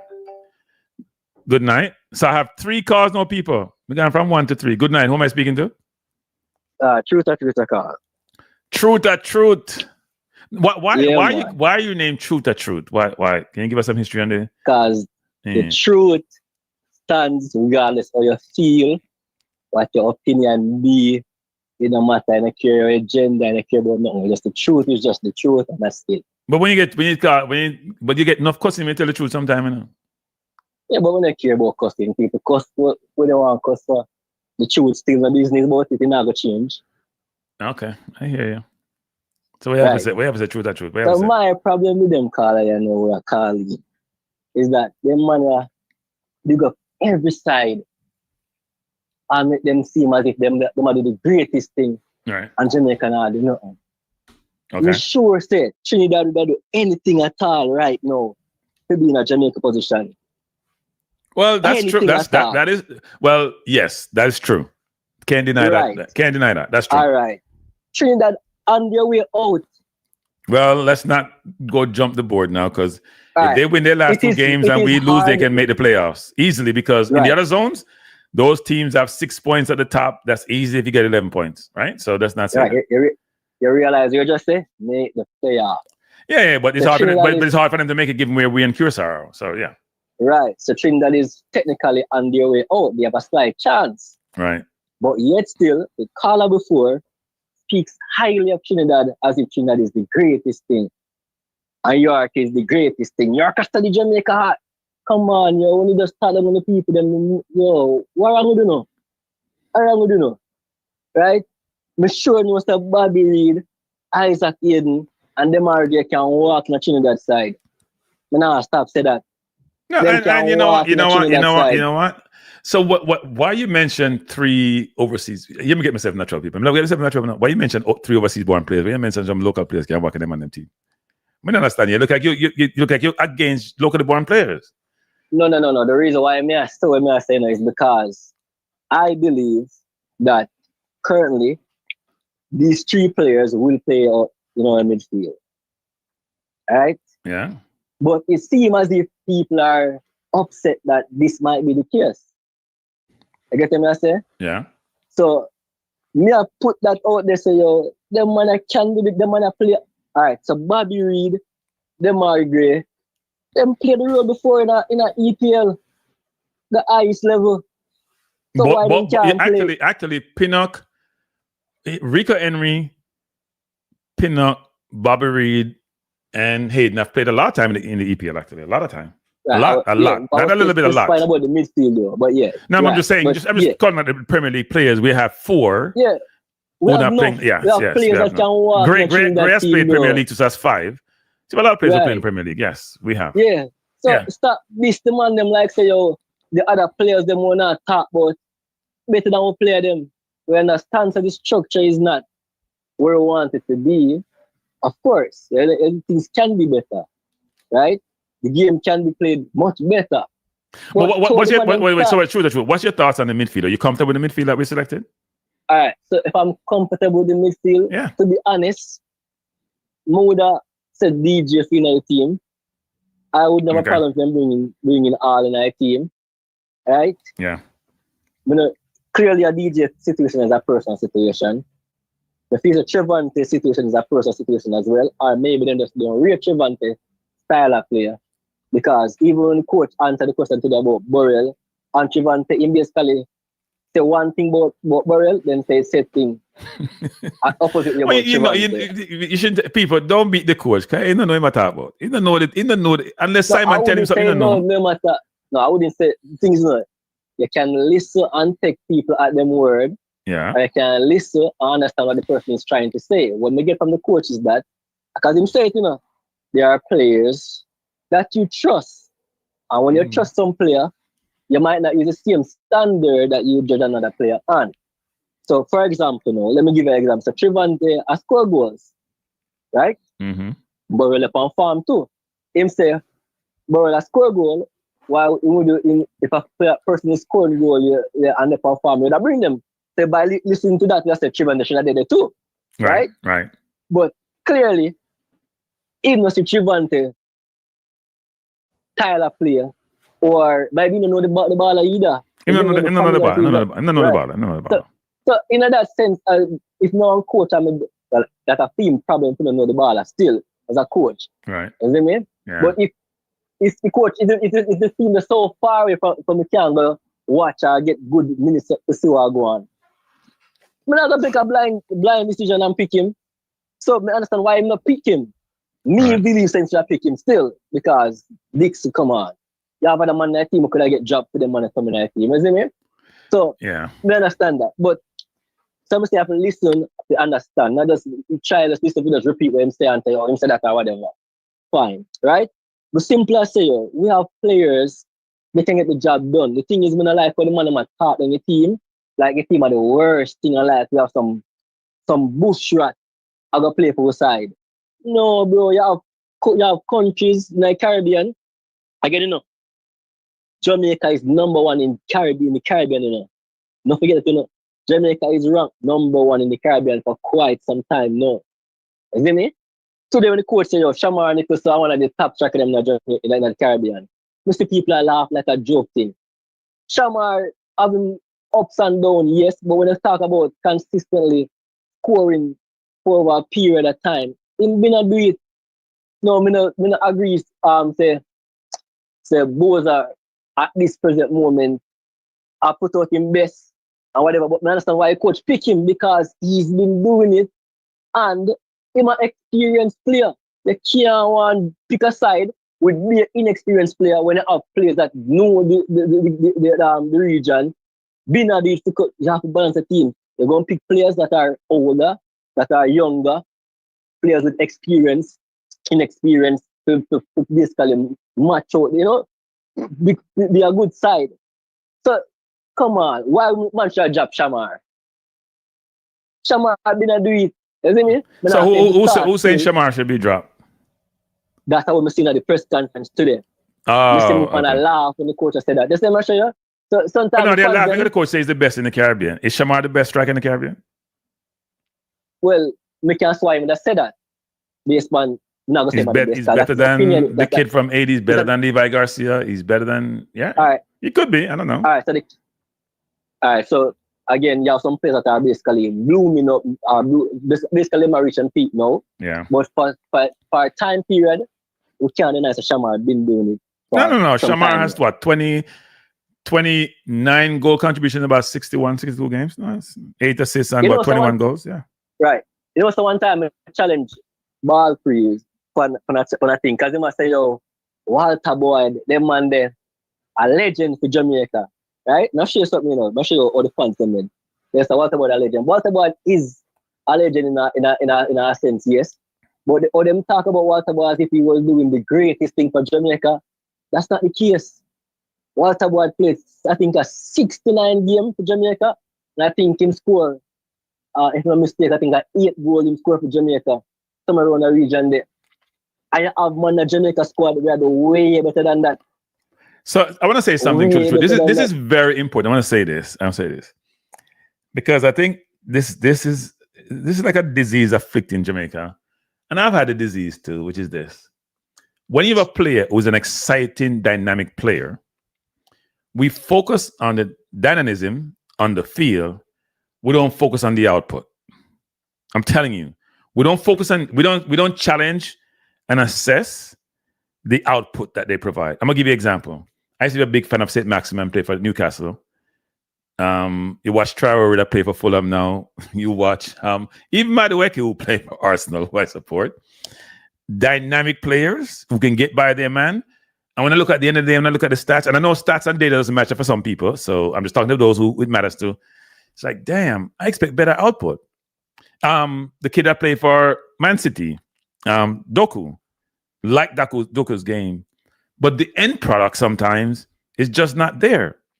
And you may have a player who just seemed to play normal, and you look at the end product, and it's great. The point I'm trying to make is that Walter Boyd was one of those players. Brilliant on the eyes, optically pleasing. But if you look at the output that he gave for Jamaica, it doesn't marry to the view of him as a player. And some people won't accept that. Exactly. But look at this now. Leon Bailey have similar stats to Walter Boyd. And Leon Bailey play way less game than Walter Boyd. But yeah, he has what? 7 goals, 7 assists in 39 games, something like that. This is he might have a better output and contribution to Jamaica than Walter Boyd. And more people like this to me. So now say the man like this to play them, bro. They need to chillax, yo. Stop the player. I'm not saying not to criticize the player them at time, but some time when they go overboard with it. It's crazy, yo.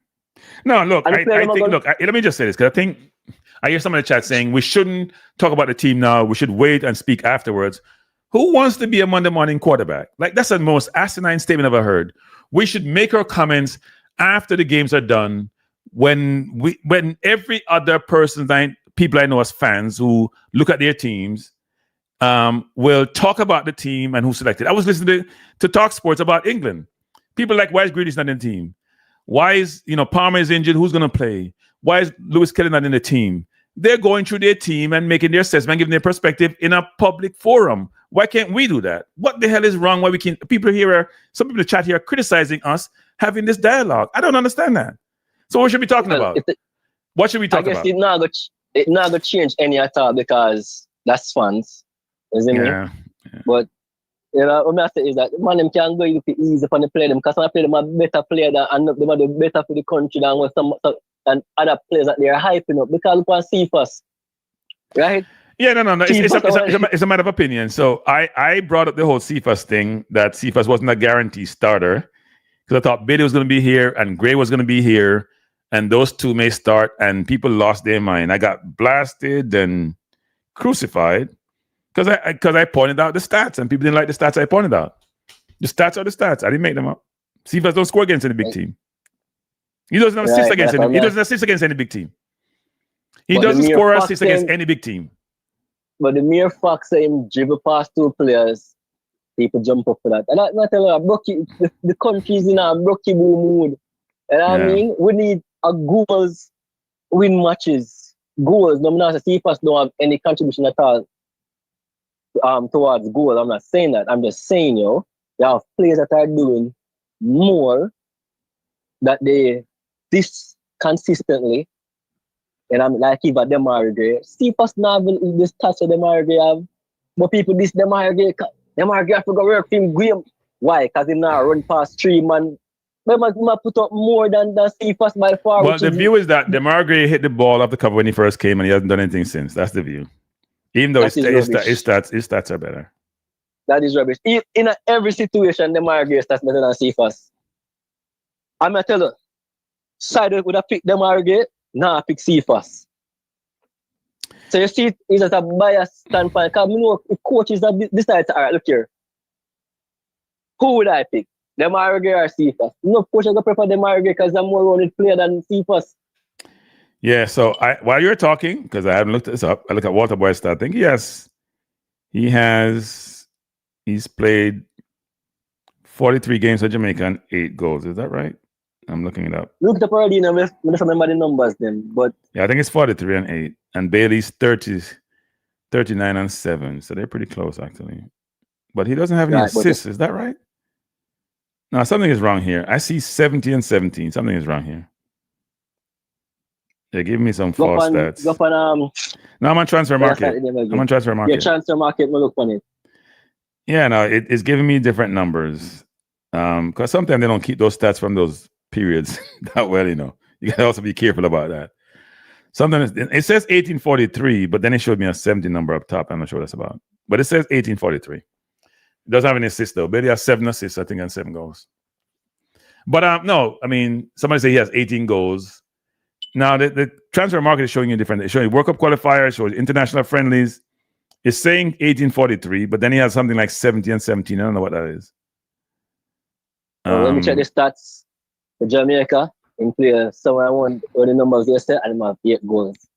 I'll check it back again from that, but that me check and see. So nobody can tell me otherwise. No, it says 43 and 8, but it also shows some of the numbers. I'm gonna do some research on this and come back with the right numbers. I don't think these numbers are. Wait 1 second. I'm looking at here. The numbers are not right. Something is wrong about these numbers. There's a lot of games he wasn't in the squad though. A lot of games. Like almost the entire 1999. All of 99. He was in the squad for 99. He missed a lot of games in 98. A lot of games in 98. Games in 90. Yeah, he missed a lot of games for some reason. And there weren't injuries. But anyway, his stats. Sometimes, Go sometimes when players, sometimes like I you don't want to beat CFAS. You see me? But when a man hype CFAS overly hype CFAS, I'm going to come and talk and say you're a rubbish talk because it's not the truth. You get what I say? But CFAS has a role to play in a Jamaica squad. CFAS have something to offer. But when they talk about them and no, bro, yes, oversell the thing. You see me? Yeah, look. I mean, yeah, CFAS is pleasing on the eyes when he's running by people. but the question is, when he plays against the better fullbacks, does he run by them? That's the question, right? Because I think people don't realize. And when he goes in the box, does he make the right decision? Because CFAS starts to be much better if he made better decisions. True. But that's what I say. He have potential to be better, but I think it's like the problem with him. Yeah. You know what I mean? Team intelligence are the problem. But I think if whoever goes to the stadium, they just support the player when he's on the field, just support CFAS, hopefully. Because he's going to start. There's 0 doubt he's going to start. He's going to start on the left and probably force Gray on the right or in the 10. That's the way I see it going. Right. So support the team. We're in a better position than every other team in our group. Right? So give them the support. You have teams that are less than us and them fans that give them the support. Trinidad not going to win now. They have a slide chance to go somewhere. But you hear them confident and how them talk. So while we have be with our side, like say your side now, do nothing. Support the side, man. Yeah. Right? That's all I'm have to Yeah, say man. to your Thanks for side the now. call, True. That's appreciate it. Yeah, man. Yeah, no, look, I think people are supporting the team. I think people just have different perspective, people, right? You may support the team, but you can also have some adverse views in certain areas, which is, there's nothing wrong with that. Owen Blake says, by the way, Owen Blake is cataract. I'm sure say my call, you know. I'm sure say my call. I bet my life say my call. Yep, in my call. Good night. It's cataract. Me knows how you. Oh, no, I shouldn't say that. I shouldn't say that. I speak spooky. I know it was you. I know it was you. I knew it was you. The former oligarch. Back from I hope we can help the team win next week. Well, I hope we can help the team win next week. No, I'm trying to get to Trinidad, but I can't get any flights to come back. I found a flight. But nobody want you back at Jamaica. So where go back to Jamaica for? I was out today with my good friend from Her Motors, delivering zinc building supplies to 5 families in central Kingston, doing my charity work. Oh, you were doing charity work? How is that going? Have you been down west? Have you been down west? No. I'm doing it in Kingston because people seem to have forgotten that people suffered damages all through the island. Yeah, but isn't it more severe in the west, and therefore that's where the help is more needed? Well, I don't know what's more severe because right now I'm now trying to find some help for 2 young men who entire red brick 2-story house, 2 side-by-side houses in Almond Town, fully collapsed. Oh, so really? I didn't know any houses collapsed in Kingston. Yep. Oh. So Cataract, you only get 10 minutes tonight. We can't do the long 2-hour thing. No. And Lang's a bigger commenter, so you know him more talk for that. So don't put on I get 10 minutes. That's what I just tell you that. Yeah, but you should add us together. No, there was a fire. There was a fire also where 53 families were affected. In Kingston? In Almond Town, yes. Oh, okay. Right after the hurricane. So, I just wait, 1 second. People we know, Sif assisted against Nigeria. We know he did both goals. It's a friendly. We're not counting on friendly. We call Nation League. We call World Cup Qualifier. We call Gold Cup. We're not in a friendly thing. But yeah, go ahead.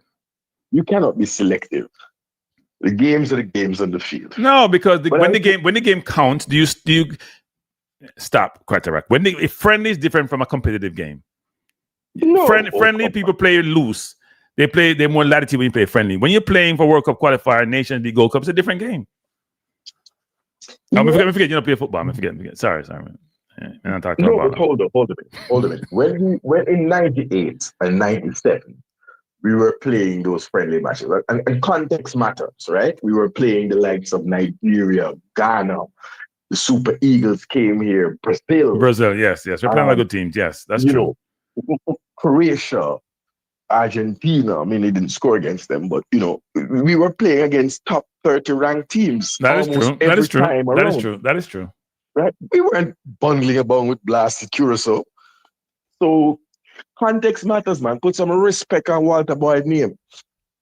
Right? Remember saying Walter Boyd mash up the Azteca.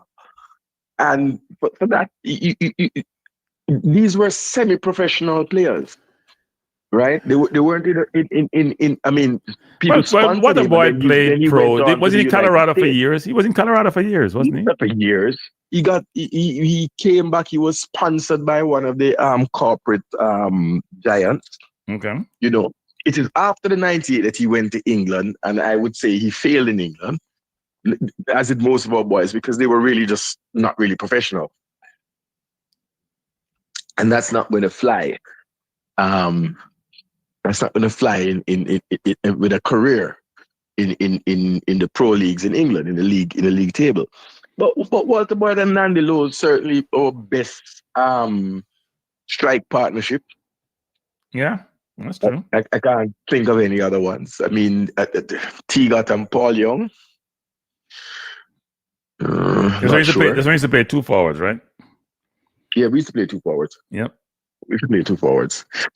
We used to play 5-3-2.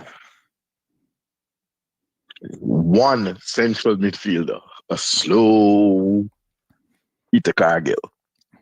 And we played with a sweeper, Joran Tati Brown. So context matters, right? We were an ultra defensive team who simply hit teams on the counter attack. Very effective counter attacking team. We would get 1-0 and shut up shop. So we weren't going out searching for the second and the third goals in many of the games because we were heavy underdogs. It's not like we were sitting around playing Trinidad 6 times in 1 year. No. You're saying we had money then? Back then? The captain had money? Yeah. Yes, but back then Jamaica commanded a significant appearance fee. The Reggae Boyz didn't come cheap. Man, them say I have 3 minutes left. And I'm saying, and them say because we feel like, I'm gonna watch the clock and I watch man. Where? Right. But no, but some people are calling, so you have 3 minutes left. But that's 3 minutes left. You have 3 minutes left. That's the run up. Don't be greedy. Don't be greedy. You have 3 minutes left. That's Michael holding for the budget board, and I'm sure Pastor Blake will wait for me to have a 5 minutes or so to talk about the squad. I have serious concerns about coach and what he's saying. I'm wondering if Melissa blew away a piece of his brain. Look, the omission of Tyrese Hall is inexplicable. We are calling up midfielders and players who are injured. Casey Palmer's in the squad on standby. Whereas you have a youngster who is plying his trade, little out of the teenage age, but plying his trade in big man football. And I don't know if it was answered because I certainly tried to listen, but it really got to me, man. The explanation about the omission of Ravel. I didn't remember Ravel being mentioned. No, it wasn't. So that's what I'm saying. Right? You've lost your key creative midfielder. You don't call Ravel Morrison. You don't call Tyrese Hall. You don't call Daniel Johnson. I mean, at the people, the guys who are sitting there now. I mean, I'm no longer a YouTube. I didn't even go to the press conference as I normally would, right? But they're not asking sensible questions. Lickable from now, someone asked us, coach, what toothpaste are you going to be ordering for the boys for the match? In case they have minty fresh. The questions were nonsensical. You can't have a press conference. Somebody was saying about, is this game going to be pressure because of Melissa and the hurricane? And is it? I mean, what the fucking hell? Did you hear that question? Like, I heard all the questions. Where were the footballing questions? Did no one ask about Mason Greenwood? Oh, well, we're gonna know the answer. But we're not. I don't think Mason Green question was required to be asked, but I did think Tyrese Hall, Daniel Johnson, Ravel question should have been asked. Yes. The midfield. Yeah. The midfield. It is the midfield, and if we don't go, so people say you have 2 more minutes, Keter. You have 2 more minutes. We end up in the playoff. It will be because of the lack of depth in our midfield and the lack of someone to unlock a defense. Right. So, I mean, I wish the squad well. Everything else was really to be expected. There's no surprises there. I mean, I know the Trevante Stewart bandwagon. I'm not on it, but a reasonable explanation to say that these are the players that you're comfortable with. And, you know what I mean? When we didn't call up these players for the Unity Cup, but flew over a plane load of JPL players who had played a match a day or two before, that's the inherent unfairness in this. Because, like him or not, I don't like Junior Flemings. Right? I can't forget the World Cup. But I think that was the opportunity to call up a Junior Flemings, call up a Trevante Stewart, call up a when was the opportunity now? Unity Cup. Oh, Unity Cup. Unity Cup. Yeah. Unity Cup. We ought not to have been flying over a dozen JPL players. Many who didn't see the field and those who saw the field barely contributed, like Busy Atkinson. Well, Busy played in the Gold Cup. I said contributed. I didn't say play. Oh. What did he contribute? He didn't get a lot of game time. I remember when Whisper didn't get game time in the Gold Cup. You and I were there. Yeah, you were there too. He put the ball in the net against Trinidad. No, Whisper's a good player. I don't have a problem with Whisper being almost any team. Whisper's a good player. The Whisper that we saw in the stadium, I don't think we've ever really talked after that. I'm telling you, it was Boyd-esque. I mean, Whisper we were chanting his name. We were throwing the white rum in the air. He really got the fans going in the bleachers and ultra section. I mean, and they chanted his name for the entire time that he was on the field. And what else it seemed like? He looked determined to score. Like there wasn't any question he was going to score on that day. But he just looked determined to dismantle this opposition. And there's something else I must say about Whisper.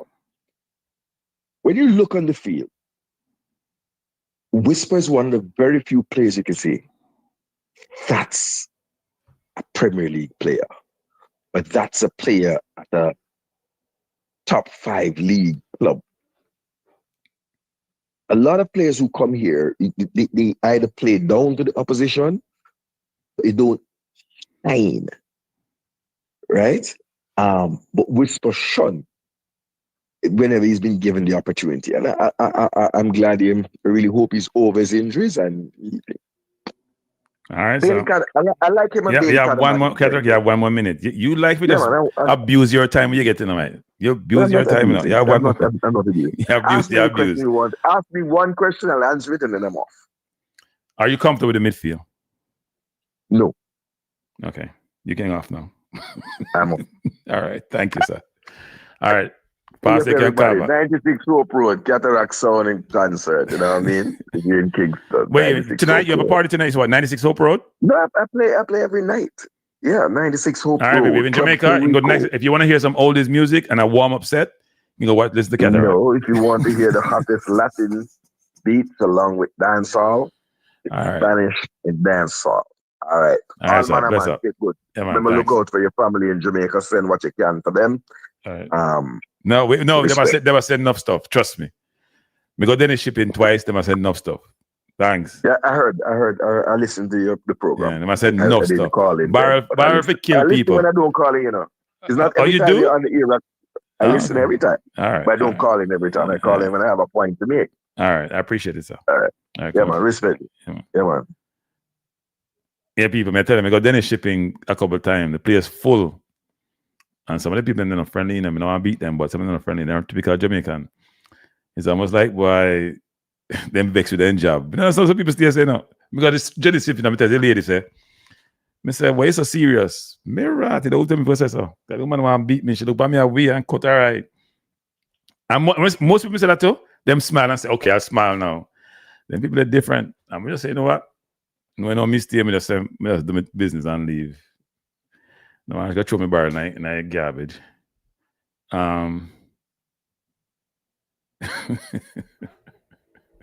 But no. The question that's been asked a lot of people, quite a bit, is around the midfield, right? I haven't heard anybody express concern, except maybe for the numbers, around the forward line and the defense and the goalkeeper.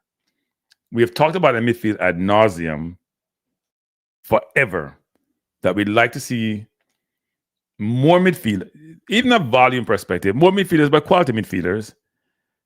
And there are 3 names that's come up almost every single window. There's Ravel, there's Daniel Johnson, who's playing in first division in Turkey, so nobody can say he's not playing any football. And there is Tyrese Hall, who's a youngster, Tottenham product, out on loan at Notts County, scoring goal and giving assists, right? Same league that Dixon playing, except his team is 5th and Dixon's in 2nd to last. And the coach seemed to indicate AQ, you have a cop on the other line. AQ, you have a cop on the other line. 347 728 8625. 728-8625. Yeah, in fact, let me put it up. So that's the number people you want to call in. So what was I saying? You get more season, you figure what I'm saying. Cranky, Russia was too cold for Boz. I said it wasn't cold for Levi. Well, me say Russia, me say England probably too cold for Dixon. That's why I'm not getting on game time. That's why somebody said to Maverick the other day. England was too cold for Dixon. I say they're not cold for the African play them too. Or the other Jamaicans them. Yeah, DJ got a raw deal. So DJ. Hello. Good night. Hey, good night, Cranky. How you doing? I'm doing well. Right. Yes, man. Your family good in there. You know you're on live, right? You're on live, right? Yeah. Okay. Well, just make sure. No, you say nothing. Get yourself in trouble. No, I was saying, your family good and everything. Yeah, man. Everything good, man. Okay. Yeah, man. Likewise. But all right, man. I pick my starting 11. Oh, yeah, pick starting 11. All right. Yeah. Out of the 23. Yeah, for the Trinidad game. For the Trinidad game. Okay. Yes. Yeah. Right. So my starting level will be like this. Andre Blake. Yeah, man. Try to find something, but I can't find it. Okay, go ahead. All right. Andre Blake in the goal. Then round the two centre back pairing will be Richard King and Ethan Pinnock. All right. So let me say, wait, go ahead. This was an old team I have here, so I need to change it. Go ahead. Yeah, so Ethan Pinnock and Richard King centre back. Right back. Wait. See, Blake, King, Pinnock. Go ahead. Yes. And then right back, I put Ian Frey.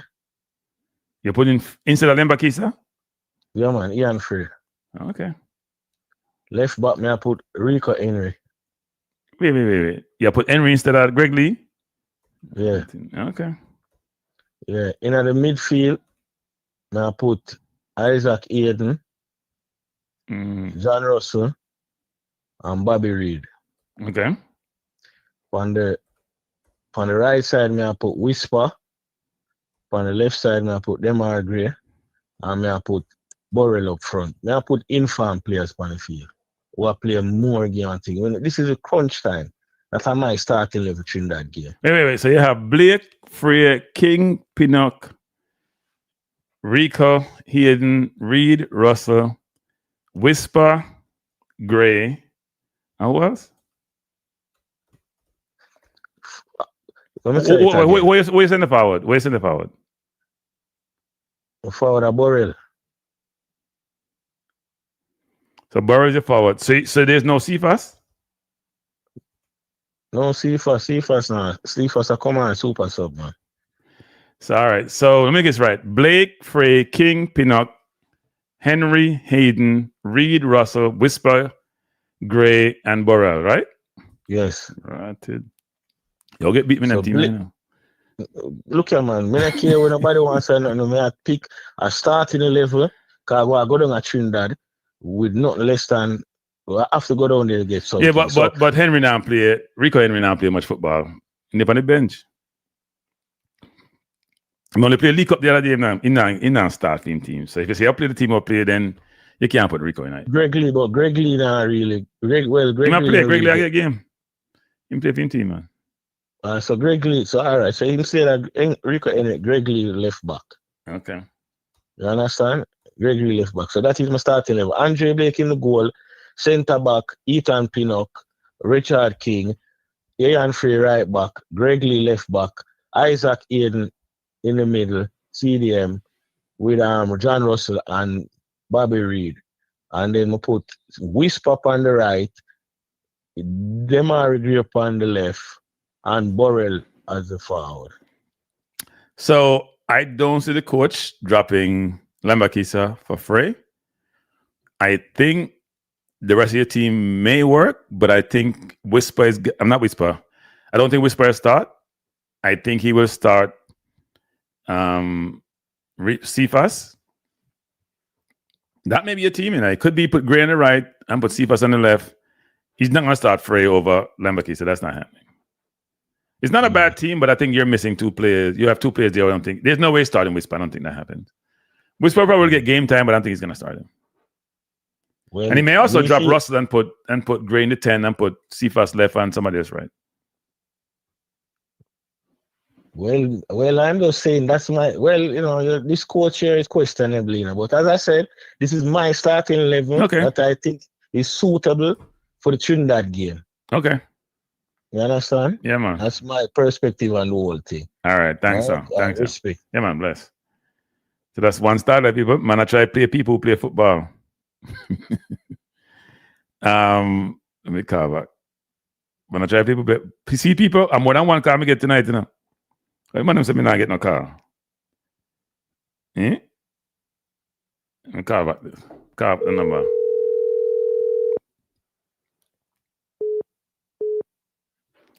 Person will come and call too late. Hello? Hello. Yeah, hello? Yes, Cranky. Are you just calling me right ago? No, you're calling on me just now. You say you're going to call later. Yeah. So, where else? You live, do I know? Okay, good. So here's my question from... Oh, you have a question? People not giving them question now. You mean for the coach? Question for the coach? So you're talking to me because I hear somebody... No, you're good. Are you man? Oh, I get this feedback. Yes. So I have a beef with the Cephas argument, right? I know yeah. What's your view on this, AQ? Because you go out every game, you go everywhere them play. Then go Timbuktu, you fly go there. So what's your view? You can see them every time. So my thing here the problem. I agree that Cephas can make questionable decisions. Right. He doesn't cross it all the time. He's supposed to cross it, and you said he doesn't do the business against big teams, but I've seen him create chances against US. The last Nations Cup, him alone was supposed to win the game for Jamaica. When we played them and we lost in when them score. No, I know. You mean when he missed the big chance? Yeah, two of them. But he missed the big chance. He missed them. Right. No, but you have to get them. So we don't. But you don't get them by yourself. Come on. You don't get them by yourself. No, hold on. But we give Nicholson a hard time, saying miss chances. But you have to get chances as an attacker, and it's not easy to get chances. So you have to give credit when they run past somebody and get chance. It's not easy. If we look at Leon's entire time in our team, Leon hasn't gotten chances like that. Why? And Leon is a top class player. I'm not going to talk bad about Leon today, but Leon don't get those chances. No. But Steve was going to play the center forward again, don't he? Because I was at the game too. Yes. So I'm not. Never said, but as I say, we have to give credit when players create chances. Yeah. When they get chances, we have to give credit. So he's able, because of his speed, he doesn't make the best decisions, but the other team has to prepare for him because they don't know when he's going to miss. They're not going to say, you know what, we now want Cephas and because get chances all the time and don't score them. No. So they can't press us and leave him on an island. So we have to give respect to that and understand that he's a big weapon and the coaches are going to always use weapons like that because it helps the rest of the team. If you don't have him on your team, the teams can press you and keep you in your half. With Cephas on the field, they have to be wary of him because anytime they clear the ball, it's a 1-against-1. Right. Right? So that is my issue with when we talk about, I agree with all the other things, but you have to give that kind of credit because no other player on our team creates that kind of threat. So it's very important. Yeah, no, look, we're not saying Cephas is a bad player. The point I was making that drew all this condemnation. Point I was making is that, you know what? If we had a Greenwood, a Bailey, a Gray come in, and you only have 2 slots, is Cephas a must starter? Well, if you put Greenwood in there, then no. Even better go Greenwood and say you have Bailey and Gray and Cephas. But I'm saying I could have a different opinion and say, you know what? I'm not benching Bailey and Gray. Yes. I must start, right? Yeah. So it's a different opinion. I would understand that because when Bailey plays or Miller plays better, when Bailey plays, he's able to get the ball and face his man because Bailey knows how to play better than him. Yeah. But the threat that he creates is more than Bailey. He creates a present threat that Bailey doesn't present, but Bailey is much better for the build-up.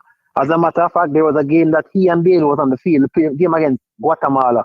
Right. And every ball that Cephas got, the guy was in his back. And every ball that Bailey got, he was facing his man. And that's because he doesn't do what he's supposed to do by checking and coming back for the ball. So Bailey's just a better player, but when he gets the ball and he's facing his man, he can just look in the eye and just run past you. And Bailey could have done that 7 years ago, but he can't anymore, I believe, because of the injuries and all the things that happened to him. Yeah, and I right? Yeah. Boyd, back to the first caller. I'm not a big fan of Boyd, but I'm not gonna have we put the upon him name when is infamy with bad information. They have listed, JFF has put out lists already that Boyd has a thing somewhere in the teens with goals. And unless someone says 18. Yeah, man. The JFF put out lists already. You see that list on social media all the time. Okay. So Boyd have at least anywhere between 15 to 18 goals. Somewhere around there, some Boyd Water have. And as I say, Water Boyd, you know, I fight with people about Water all the time. Because you don't think him do the business. Right? But I'm not going to have somebody that say him score 8 goals when him score more than twice the amount of goals. Yeah, right? I know. So, I think transfer, that's what I'm saying. I'm not sure how well they've kept the stats in transfer market. For some players way back when for certain countries, so I'm not sure. It's kind of hard. Yeah. Nandy's a little bit more than Nandy have more than him, and he's a little bit behind Nandy Kayal. Nandy have 27, I think, or something like that. Yes, Newton, T got then Nandy, I think. Yeah. Then Paul Young and I think Walter Boyd. No. It's or Shamar has 21. Shamar, yes. Yeah, Shamar has gone up the list, yeah. But Boyd is probably about 6 or 7 now. Mm-hmm. Okay. So that's with the Walter Boyd issue. The midfield and the starting team, I feel what everybody is saying about the midfield. You think who you think we should have brought in for the midfield? Because I know it looked light. So I've been listening to you about I never knew much about the Hall fella, right? So yeah, after watching your program the other day, we'll go and look him up and we'll watch all the highlights of the game that he scored 2. Yeah. And especially the second goal that he started the attack. I mean, he looks the part, you know, especially at 20 years old. Yeah, I mean, if you listen to German, German Defoe or his coach at Tottenham and other people, they rate him pretty highly. Now he wanted to play for Jamaica under 20 and we denied him from playing. I remember you saying that on your show. I heard you say that on your show. And now he wants to play for the Racina team, and they're saying he doesn't want. Some people say he doesn't want to play. I don't know where that comes from. That is what I want to know. You see, always a question for me is when they're coming in. You hear one thing, you hear something else. You don't know what is it factual that he's actually you know. My understanding, and you know, sometimes when I come on this program, I have to like bite my tongue. Me not tell him bite my tongue. No, understood. My understanding, he wants to play for Jamaica. That's my understanding. They wants to play for Jamaica. That's my understanding. I know there was a big issue at the Unity Cup where I think we're trying to. There was something they wanted to sign some paper at the Unity Cup and know how that worked. Some of my sources have dried up people, but my understanding is he wants to play for Jamaica. That's my understanding.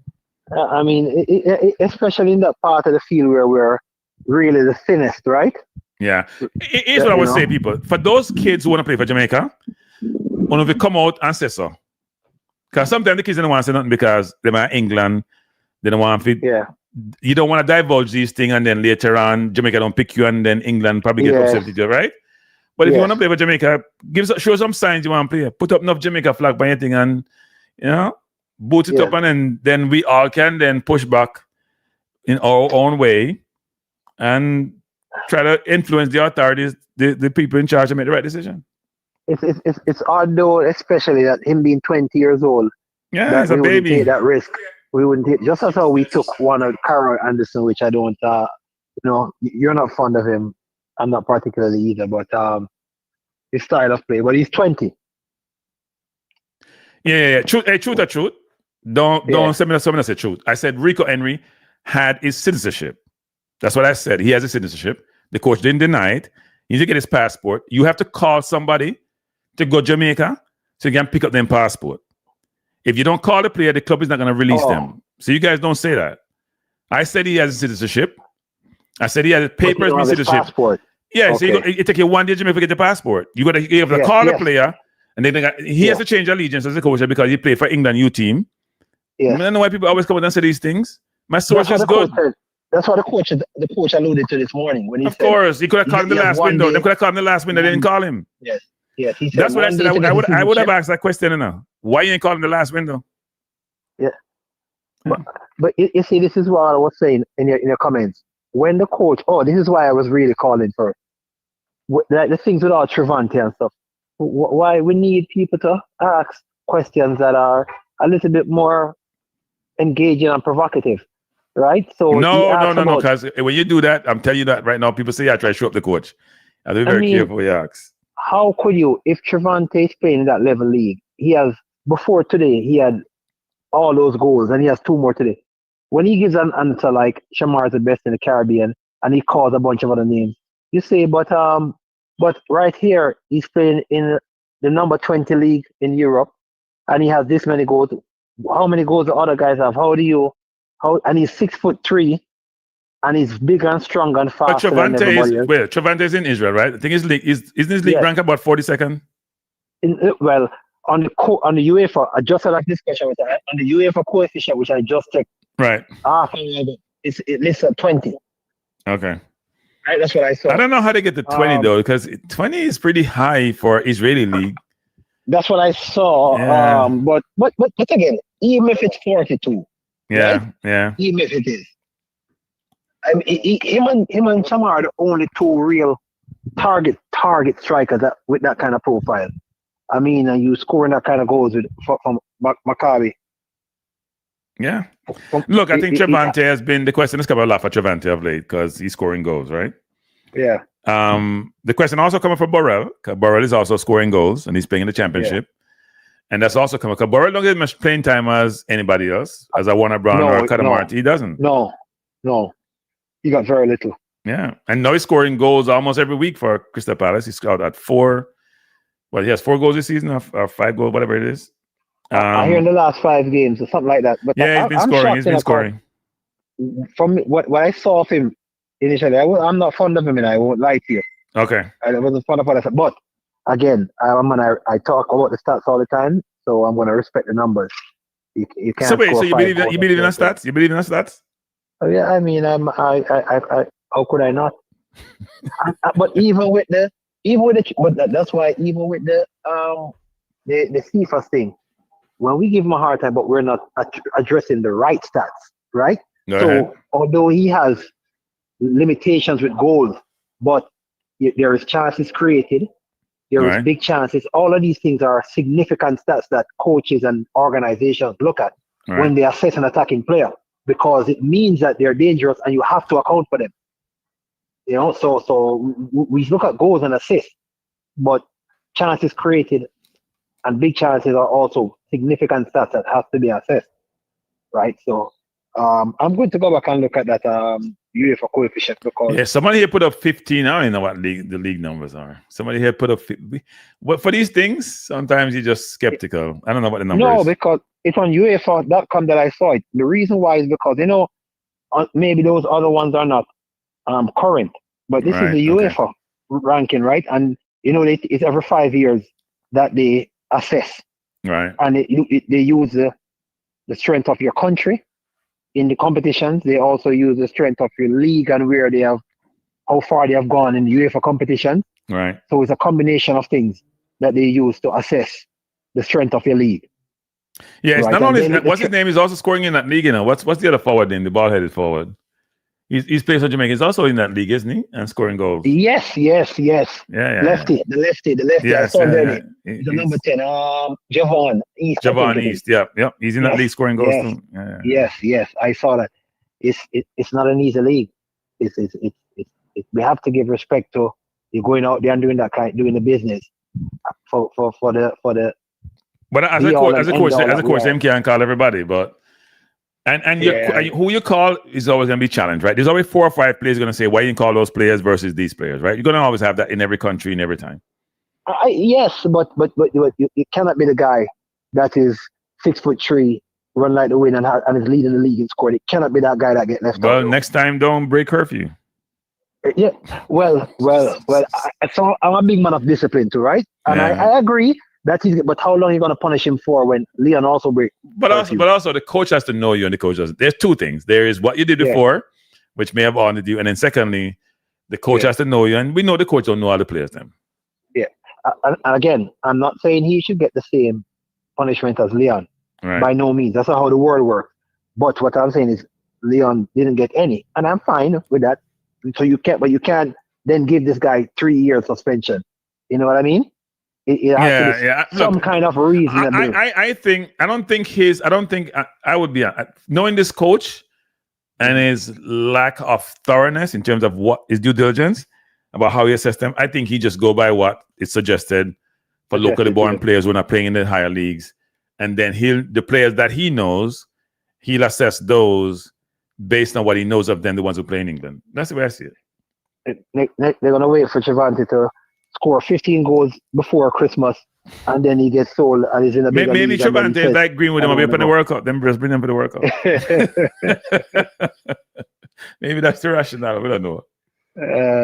But it's unfortunate for Trevante though, because I think if you're playing well, you at least just want a chance to see, right? You just want that chance. You just want that chance. Especially because I wasn't making noise about the rest of it, but especially these games, because we're going in the Lions Den in Trinidad with some defenders. One got us run past big and stronger than them and faster than them, just like how Levi Garcia did us the last game, just bigger and stronger than us run past us. Why him look dangerous as a shame? Listen, I have never seen a forward do that to Nandi before, to Low, ever.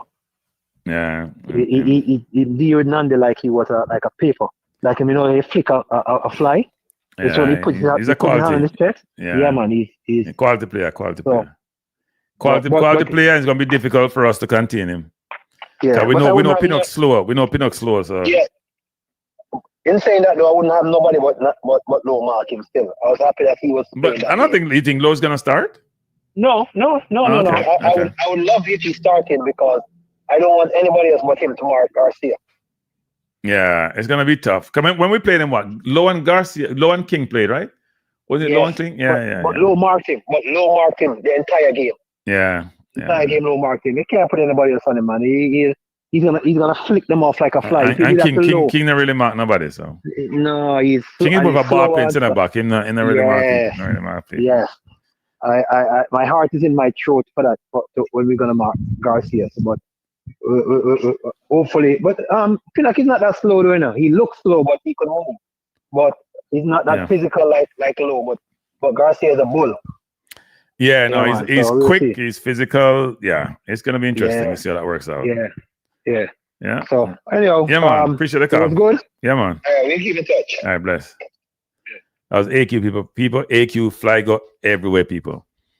If Jamaica play at Curaçao, they don't play at Bermuda, they don't play at Bahamas, they don't play at Australia. We don't know AQ do it, you know. Him fly go every game. The man that drive go game the people and then go back home and drive go another game. CC, good night. Kranky, we come to stir up a show tonight, you know. In terms of what? Yeah, man, the hypocrisy, man. What do you read? Hypocrisy? Yeah. Hypocrisy. What's the hypocrisy? Let me enunciate properly.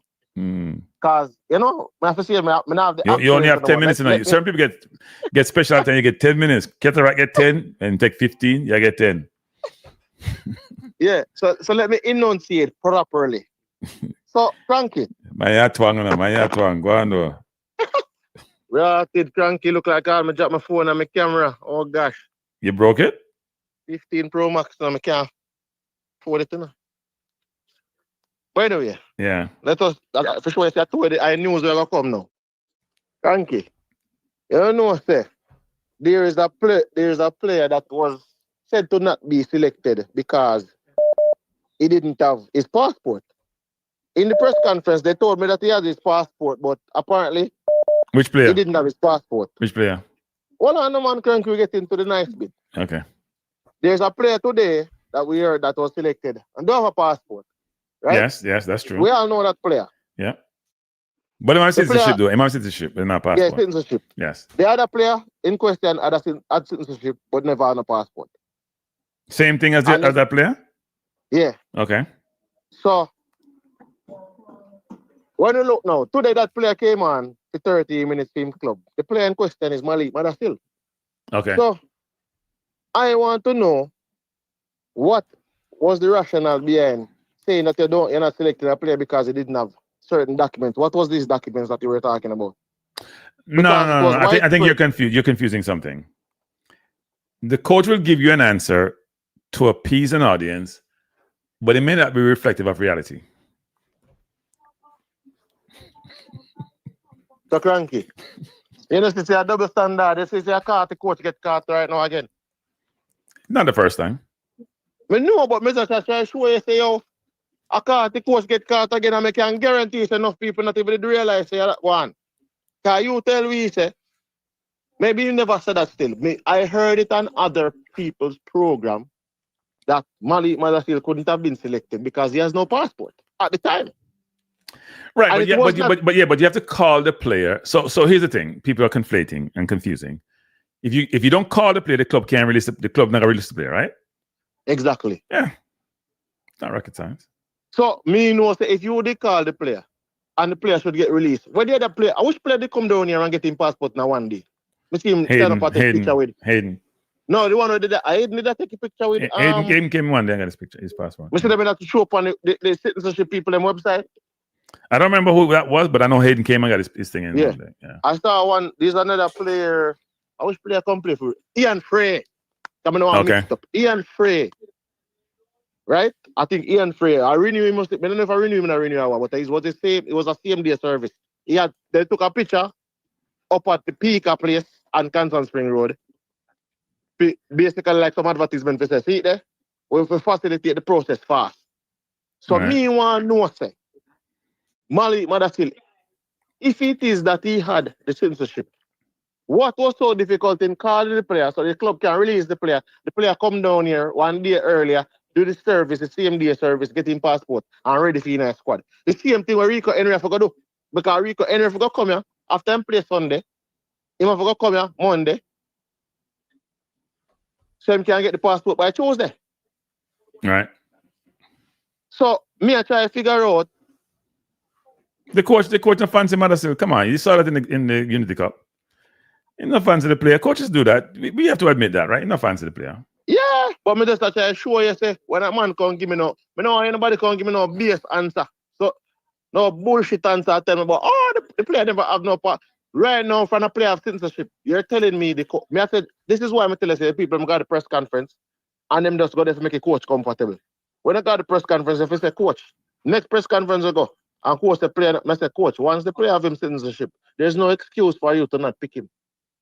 Well, I think the JFF needs to get into the media place in Jamaica, not just JFF alone. You get into the 21st century. Seriously, when you call a certain radio station in Jamaica, you get busy signal, which are joke thing people. Nobody not get busy signal no more. You get put now online if you want to wait and get some interlude music you listen to. Nobody not get no busy signal.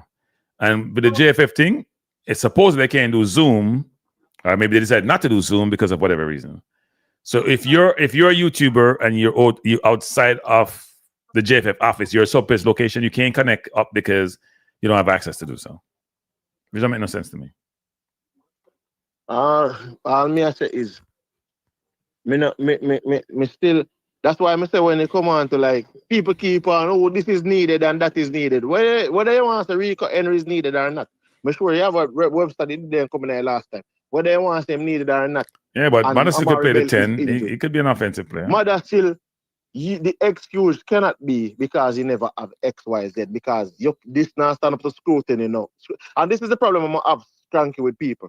When you're talking about a player, for example, if I say Trevante Stewart deserves to be in the team, why does he do? I want to look at league him a player. The youth score 2 goals today, 2 penalty score, but the youth is automatic for the penalty spot, Cranky. If right now, if we have a penalty for taking a role right now, And a Cristiano Ronaldo or Trivante Stewart. A Trivante Stewart, may I give? No. This youth is automatic. So you think Trevor Stewart should be in the squad over who? Over who? Who would you replace? Listen. No, who you replace? Who would you replace? I would first of all, Warner Brown. I wasn't considering carrying Warner Brown in the first place. I wouldn't carry 4 strikers. You hear the coach talk about Warner Brown. The coach love Warner Brown. I wouldn't have carried 4 strikers. So Warner Brown and Kadamachi, they're not going to be in my squad. Yeah. Because guess why? Warner Brown and Kadamachi, they're not going to be in my squad. Trivante and Tyrese all not going to be in my squad. Because I was carrying an ex-midfielder. I mean, I carry this informed striker. Yeah, I mean, the 4 strikers is a stretch. I don't understand it either.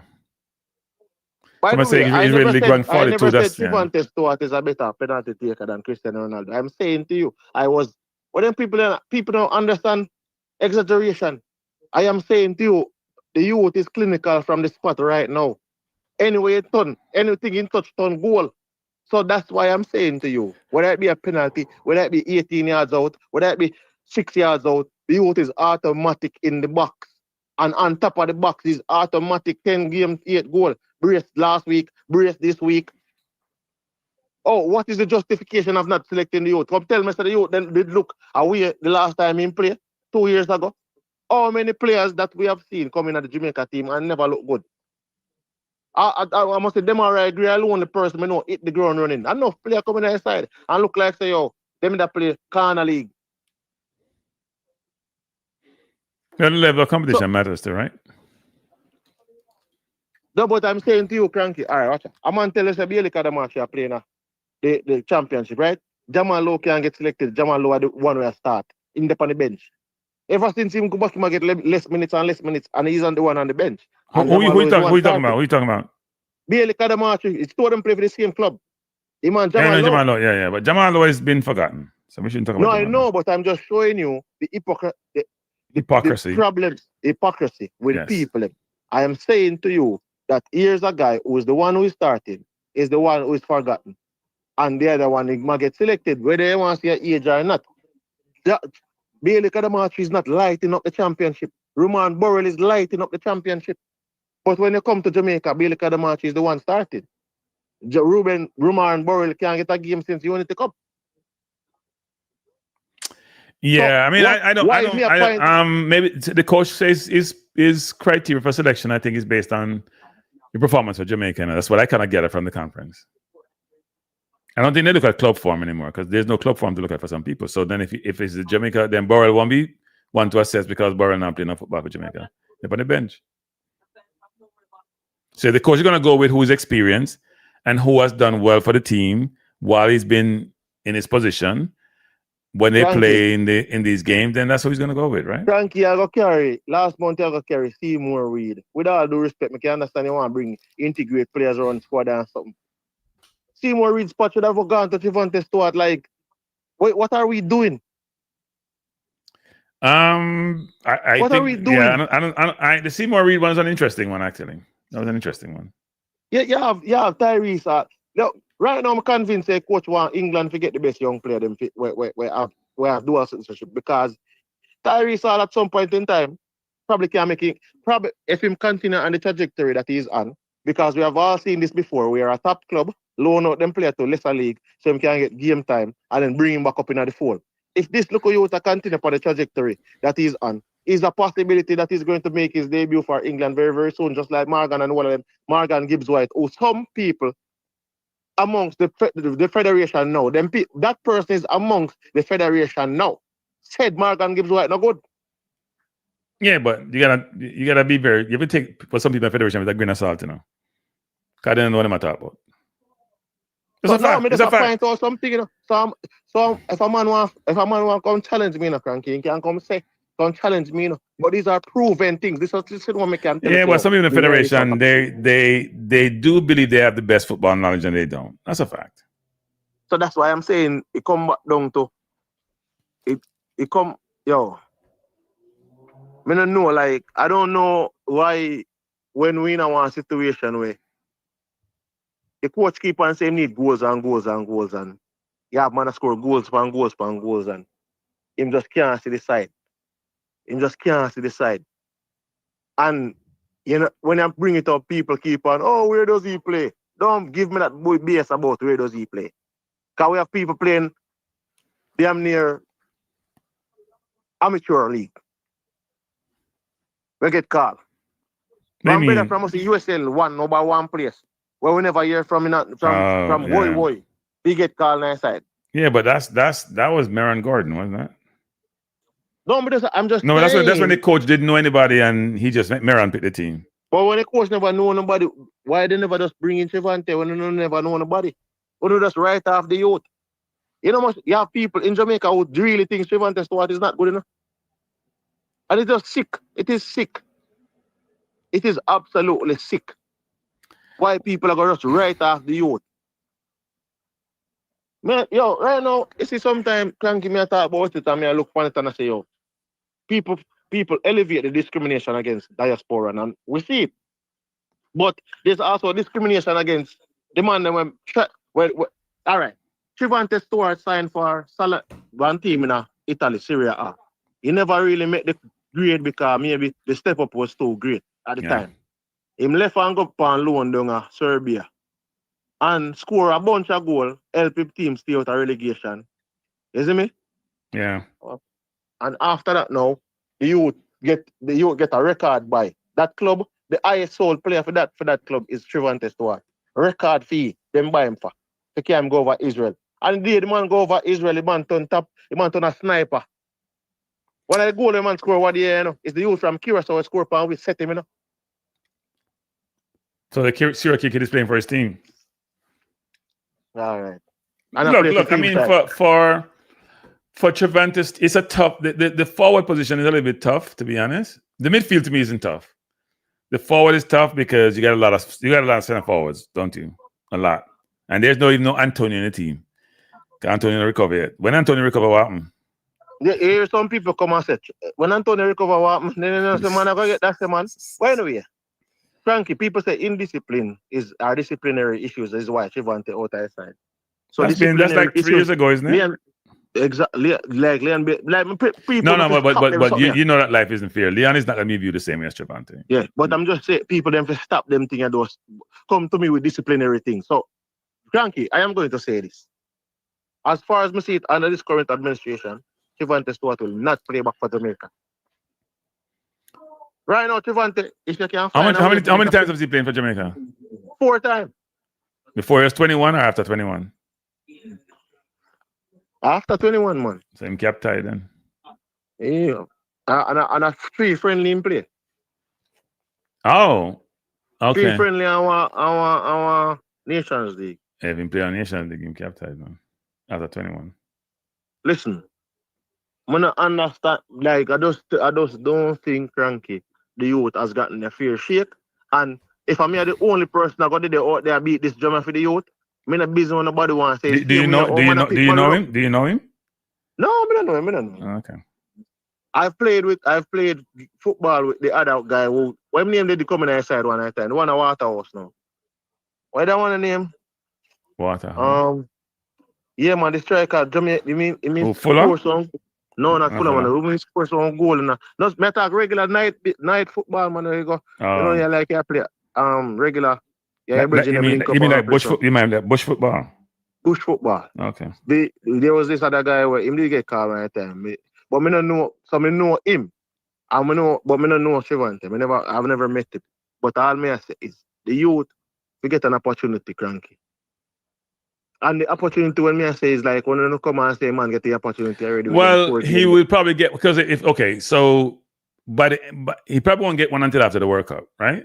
Let's be honest. Let's be fair, honest. Okay. I think I was looking at the player, and 2 years ago, the player significantly improved. Cranky, I see where the player is taking balls 6-7 feet off the ground. Ball are coming at the air and I take it down. Him have the ability to turn for the half turn, boom, snap, shot. Like the youth has improved so much. Right now, the only thing I can tell a man this, after this season, down at Israel, I don't think that youth is staying in Israel. I think this youth is getting closer and closer to the top 5 league. Cranky, don't be surprised him get back an opportunity in one of them top 5 league there. I see him going into the French league. he can get into the French league. If he has a good agent. Well, I mean, look, for the player's sake, if you want to play for the national team, get into the French league, then and playing at a high level and scoring goals, you get into the national team. There's no doubt. Listen, if me at the youth, I get all in a French league. I don't even want to see you. I'm going out to the business. I don't even want to see you. I don't want to come play for Jamaica. I play the rest of my career as a club baller. Yeah. So, but you see, at the end of the day, you have people who, you have some Jamaican footballer where people, they have their fan group, for example, like a Ravel. You can always hear people call for Ravel, whether I'm a player or not a player. You can hear people call for Maggie. Me one of them with Ravel. Me a Ravel disciple. Me a Ravel disciple. Bailey, whether I'm a player or not a player. But Chivante Stewart, when he must score 40 goals and leaves right over there. Nobody not call for but the question was asked about Chivante today, wasn't it? The question has been asked. The seed has been planted. Right? Because the question was asked today about Chivante. Listen. But you see, all me say is JFF, you don't wait till you see youth in a Bundesliga or in the French league and then you come say. But at the end of the day, it would be good for the youth anyway if you go over this. But I just think that ever since when we look for strikers that we have, it reminds me when Boza did just go to a Belgium league and score a bag of goal. And Boza get him chance to come in the national team. And at that time, at them time, them did act and score a bunch of goals in the national team. So sometimes you have to take the player when him ready, when him ripe and ready, Kranky. And we don't know what can happen. You understand what I say? But the coach is trusting which trust. Boza not playing no football nowadays, but him trust Boza.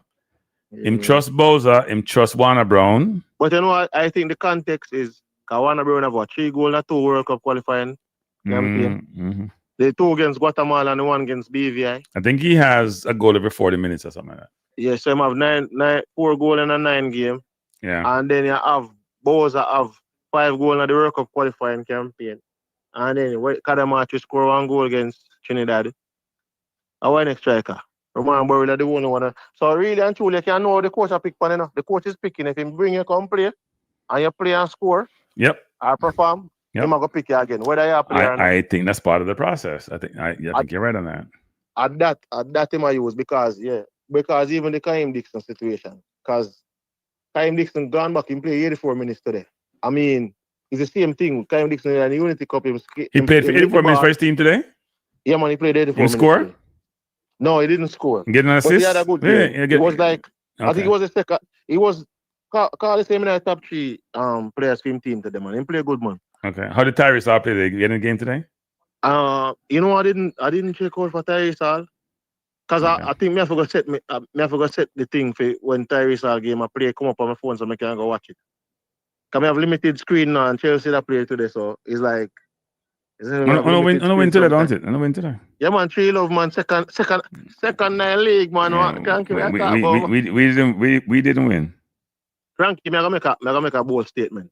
If Cole Palmer comes back, Chelsea is winning the league. Which league? The Premier League. We're already going to win the Champions League, you know. Kranky.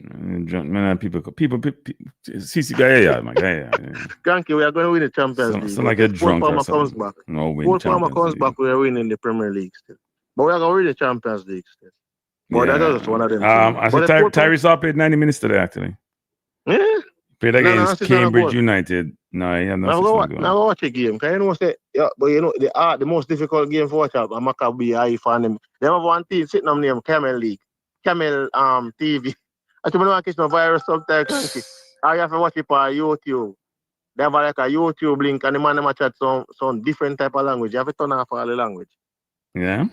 Yeah. He played attack in midfield today too. He didn't play attack in midfield. I go check it. But if Tyrese Campbell is Tyrese Campbell. Tyrese Hall is a player where I don't know what. By the way, did anybody ask in the press conference, coach? I saw where it was said that you went down to the game to watch Tyrese Hall. So, given that you went and watched him, what is holding him back from making his debut? He wouldn't answer that. You know, the coach always says every player impressed him, right? Every player he looked at impressed him. Yeah. I have never seen it before. Everybody impressed him. Somebody said the game got postponed today. That's not what I saw. And I just look at this. Oh, you know what? I'm looking at. No, I think I have the wrong game. 11-8, the game against Chattanooga get postponed. No, he played against Cambridge on the 25th. Sorry, I have that wrong. And look at that. It got postponed. He played 90 minutes against Cambridge United on the 25th. And the next game against Cheltenham got postponed. Yeah. So that's right. Yeah, I looked at the wrong one. Yeah.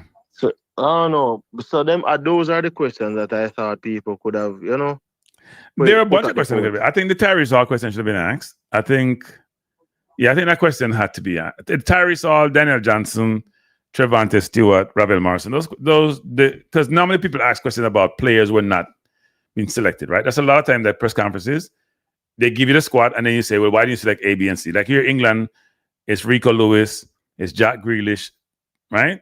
It is, where's Foden going to play? Because you select Foden, you select Jude Bellingham, you select Eze. There's only one spot in the 10 where they're going to play. So those are normal questions. And I think today, the question I should have asked was about the midfield. Why would you have 9 forwards and 9 defenders? You played 3 people in midfield. You played 3 people up front, depends on what formation you play. So you have 9 people for 3 spots, and then you have 5 persons for 3 spots. And then he probably would say, well, Lati can play midfield and Ian Frey can play midfield.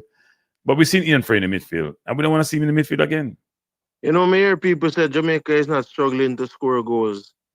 But then when we watch Curaçao game, me have to say, we're not struggling to score goals. Well, there's a difference between struggling to create chances and struggling to score goals. We're not struggling to create chances against Curaçao. We're struggling to score goals. But I'm saying there's a difference between struggling to create chances and struggling to score goals, right? I don't think we're struggling to create chances against Curaçao, but we struggled to create chances against Trinidad. We didn't create none against Trinidad. We struggled to create chances against. We didn't struggle to create chances against Curaçao. So you see it now, Kranky, why you need an attacking midfielder and a goal scorer, because you need somebody. Well, that's supposed to be Russell, isn't it? Russell to do what? Score goals. He got 5 goals in 15 games. Russell is a man who arrive late in the box and he scored fine, but you can't depend on Russell to say, he's gonna be a goal scorer. Well, I mean, he has 5 in 15, right? He scores against big teams. Well, not big, but good teams. Yeah, but I'm just saying though, Kranky, like, I don't know, man, but no, the thing about it is that this is not a club team where I'm going to say anything bad, because more on the side qualify. Yep. So we just have to just work with what we get. I hope so we qualify, because that's the only thing. But maybe some people are saying we're going to lose to Trinidad and them thing. I'm going to make it, I did say this already, I'm going to say it again. Curaçao is dropping points against Bermuda. Why would you think that? Bermuda not picking their best team? Kranky, believe me. Nagy Wells last time didn't come against us, He went back to his club team. Well, just look what is going to happen. They're dropping points against that Bermuda team that we played that couldn't stand up against Kranky, we're going there again next week, And we're going to see what happens. The 2 games ago. As a matter of fact, I don't watch Jamaica game. I watch Bermuda game. Why, you think you'll lose to Trinidad? You think you'll lose to Trinidad? No, because I'm going to watch the Bermuda game and you're going to go watch the Trinidad game. Why do you think Trinidad? Why do you think Bermuda can beat Trinidad? I mean, beat Curaçao. I think Bermuda can beat Curaçao because I think Curaçao has a weakness, a fragility at the back. They do, and we didn't exploit it. And I think Bermuda has a chance of exploiting it. The reason why is that if you notice, even against Jamaica, Bermuda created opportunities where had they been more clinical. Yes, in the first game. Yeah, in the first game, not the second game, but the first game. Yes, they had 3 opportunities in the first game. So for me, when I watch them against Curaçao, they're not naive because they are used to the turf.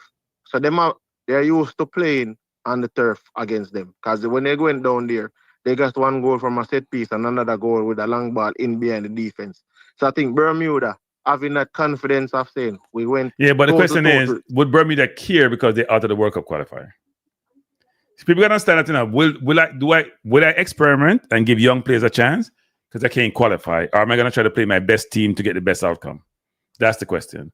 They play their best team that played against us in Bermuda. It's a different story, right? If they play a revised team because they say, you know what, we can't qualify, it's a different. It's different. Yeah, but I think it's on wacky if you say it, but may I tell you, they showed that they can score goals. They scored 2 against Curaçao in Curaçao, but they still lost. They can create chances too. So yes, they can lose, and the possibility exists. When they played us, they were woeful. Woeful. Yeah. We had 75% possession. Jamaica never have 75% possession. Yeah, but I think Bermuda is going to be a team that has nothing to lose. Like Cranky, never underestimate a man that is willing to die or is already dead. Them all dead. Versus a man who is desperate to win.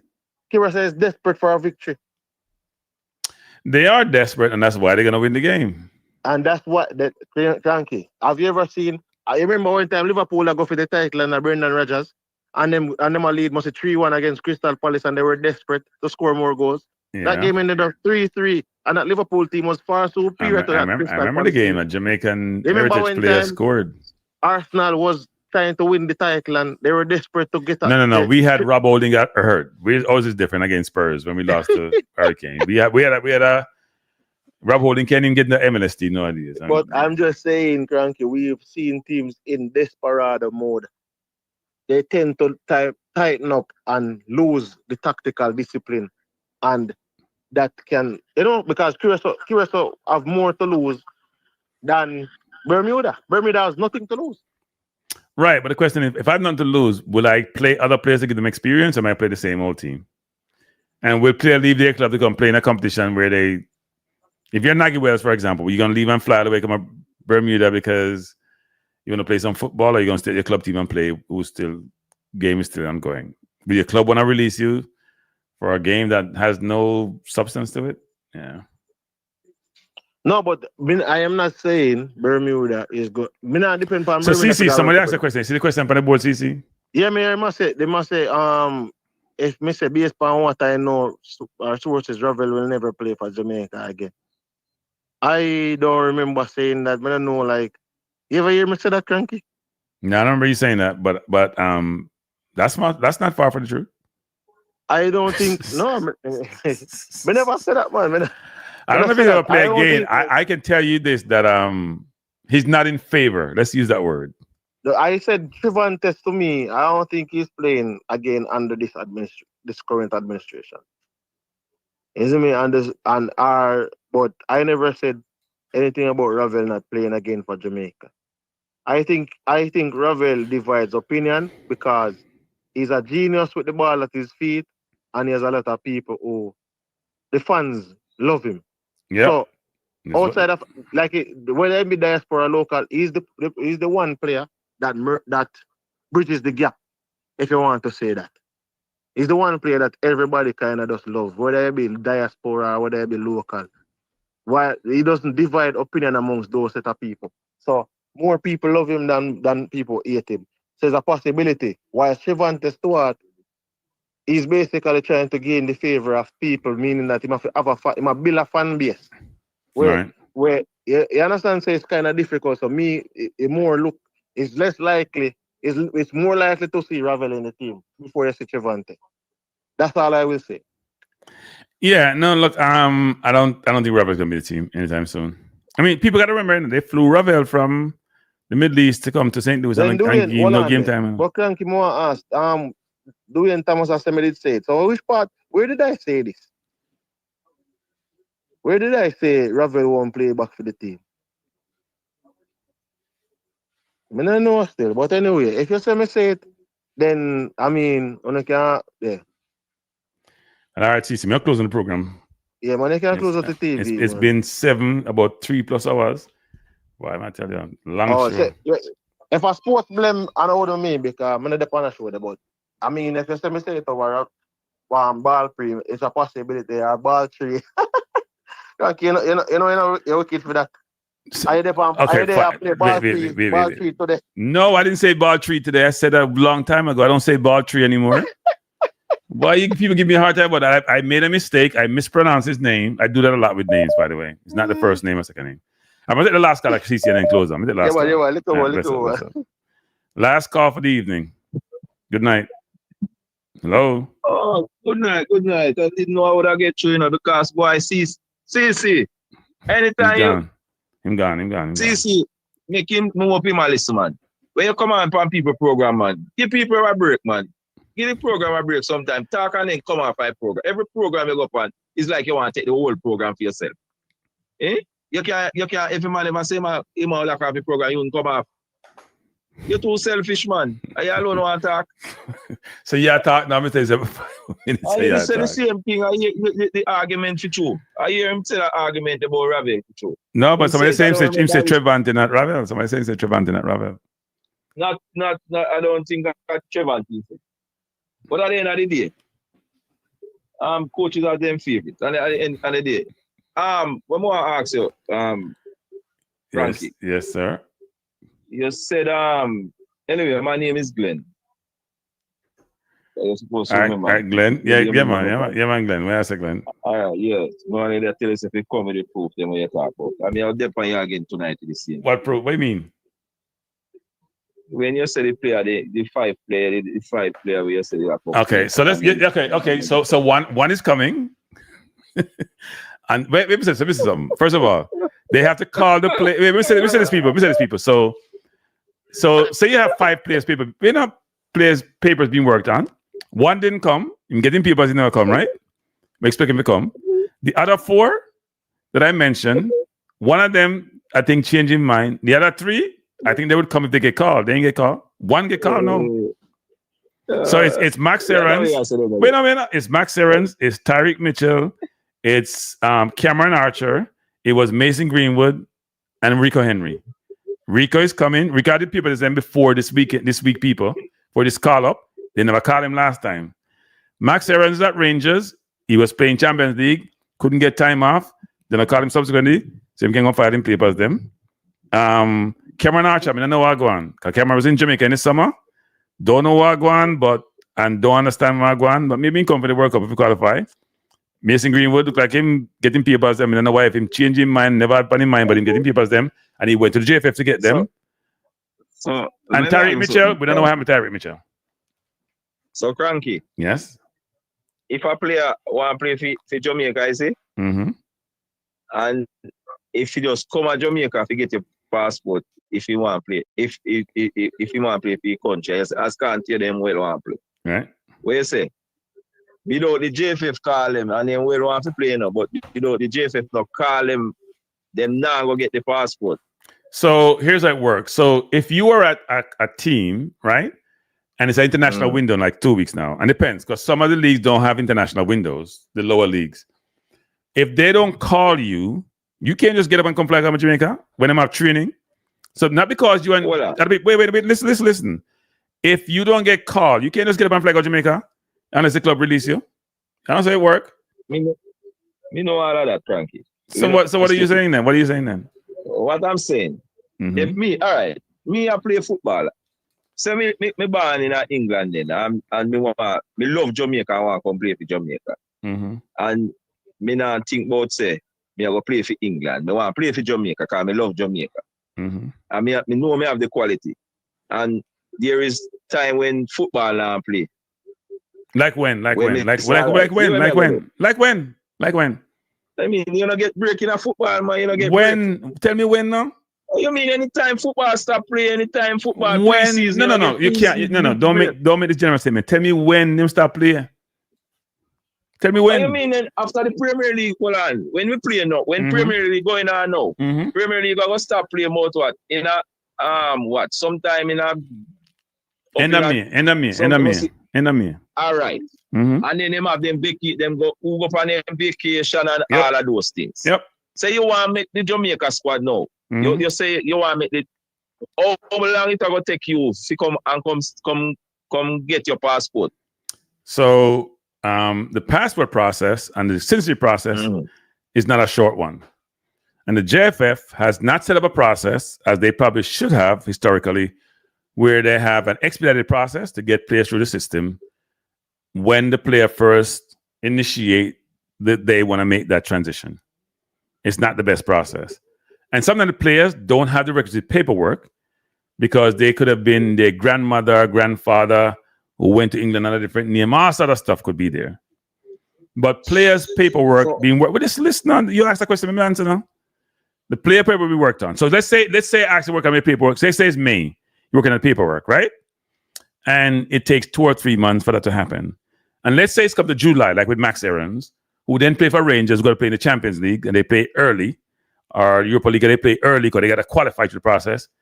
From the time they're going to training 2 weeks before the season start, they ain't getting no release unless you call them. If they have their paperwork to go, that ain't happening. And if you call them, somebody's going to say, well, he's not really a citizen. So they may not even release them because they're not a citizen. Right? So that's the problem you run into. No, but you ask for a question, I'm going to give you an answer. You can't just say anyway. When you give me a hard time about this, you know, I can't just say anyway, I move on. I don't say go. No, but Kranky. The answer we are give me, all the way you tell me, me still say if a player really want to play for Jamaica, him can get him passport. Him put out the effort. Wait. Caller, hold up. Let me just tell you this. And I said this on my program already. There are 2 kids in England at Birmingham, right? Who I spoke to earlier this year, it was, who filed for their passport 2 years ago to play for Jamaica under 20. Now they're over 20. They can't play for under 20. If they get it, they probably wouldn't get it. 2 years ago, they filed to the British Commission. I have information that not no hearsay, back and forth between the commission, where them send them money in, they don't hear from them for a while, then them send back, they want more money, because the thing increase, them send more money, nothing. This is 2 years ongoing now, for 2 of them, no one, not 2 of them, because they went through London. That's why the players are trying to go to Jamaica now. So when we sit here and we then, wait, no man, you can't have it, where's Nakala? You can't come here and criticize if you want to play for Jamaica, XYZ, I'm trying to explain to you, you don't want to hear me. You have your say, Carla. Have your say. What I'm saying. Can you satisfy your narrative so you want to flip it? No, you want satisfy your narrative so you want to flip it. Your view is that they want to play it, they want to come play it no matter what. They listen all the while, man. Say, especially you always upon it. They want to play for the country, they love them country, they want to play for. Well, Tyrese Hall of his passport. Wait. Tyrese Hall of his passport and his citizenship. Why ain't playing for the country? Got the coach call him. Tyrese Hall. I come to that same thing with Tyrese Hall. Okay. Now, Tyrese Hall, when me hear on us wax lyrical about, say, Jamie Defoe and all these people in England talking about this guy. Yeah. You think if them see this big potential in this guy can go far. You don't think them are encourage this youth say stick around. You have the potential to play. Who's encouraging him?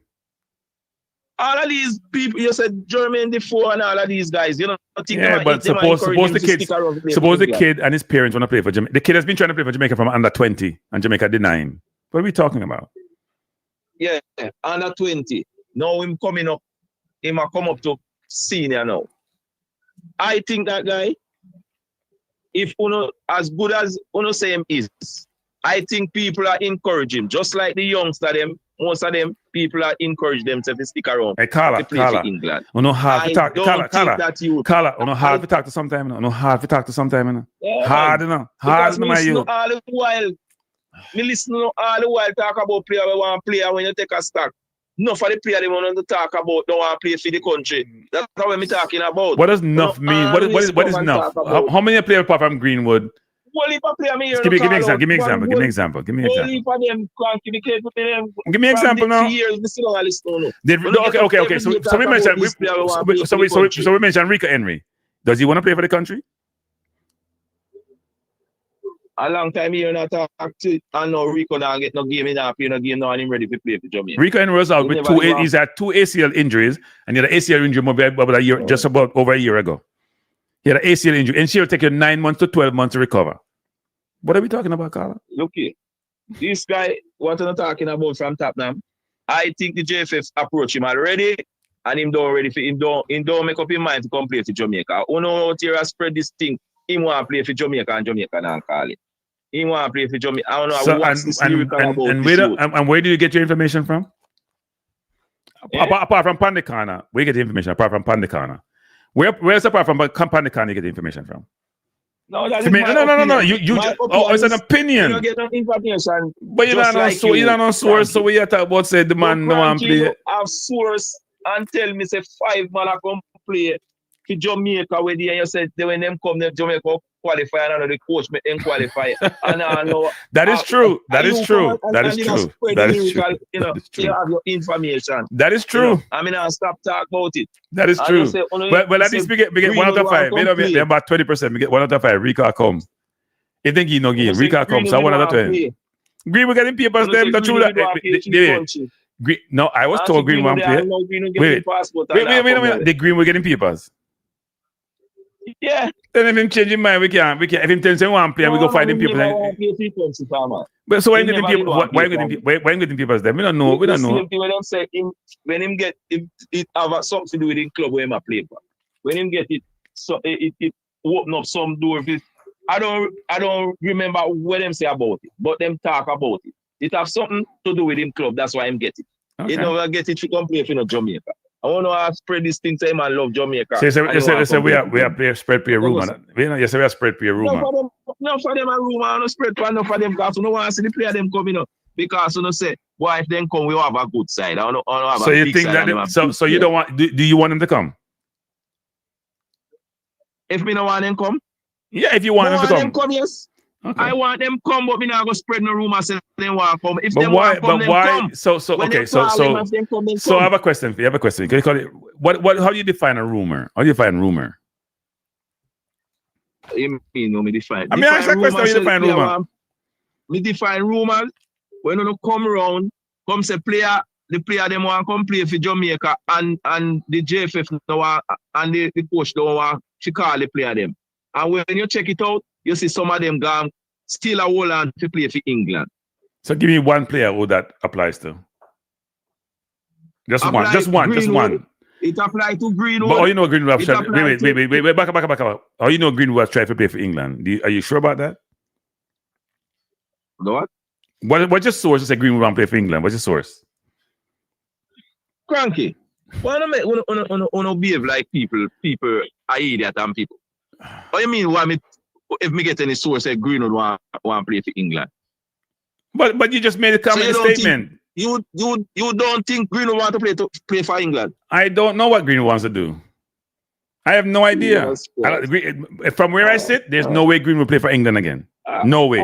So why would you want to do something? Wait. This not color. You can't just have it. But you can't just have it your way now. You're saying you want to play for England. I am saying he never play for England again. Not happening. So if he's on his if him and his handlers believe, wait a minute. If him and his handlers believe he can play for England, that's their prerogative. But I say he'll never play for England again, ever. Well, all right, that is your opinion. My opinion, Greenwood is still holding on. Him feel him young enough, and then we'll get over any issue with them did have. I think him still feels him young enough, and if him hold on, they will change their mind and they will call him. And you could be right on that. You could be right on that. We're not gonna say you're not right, but I don't have any. I have no information to say that's gonna be the case because knowing England how they operate, if FA didn't fire him, the club didn't fire him, the country and the people in the country fire him. It wasn't the football administration who fire him. It was the woman. It was the supporters. They're the ones who fire him. And as all of them die out, it ain't changing. All right. Well, that is your opinion. One more thing more have to ask you. You said, Jamaica pick them, you realize that the coach are picking squad. Mm-hmm. Him now pick them off of them club farm. Right.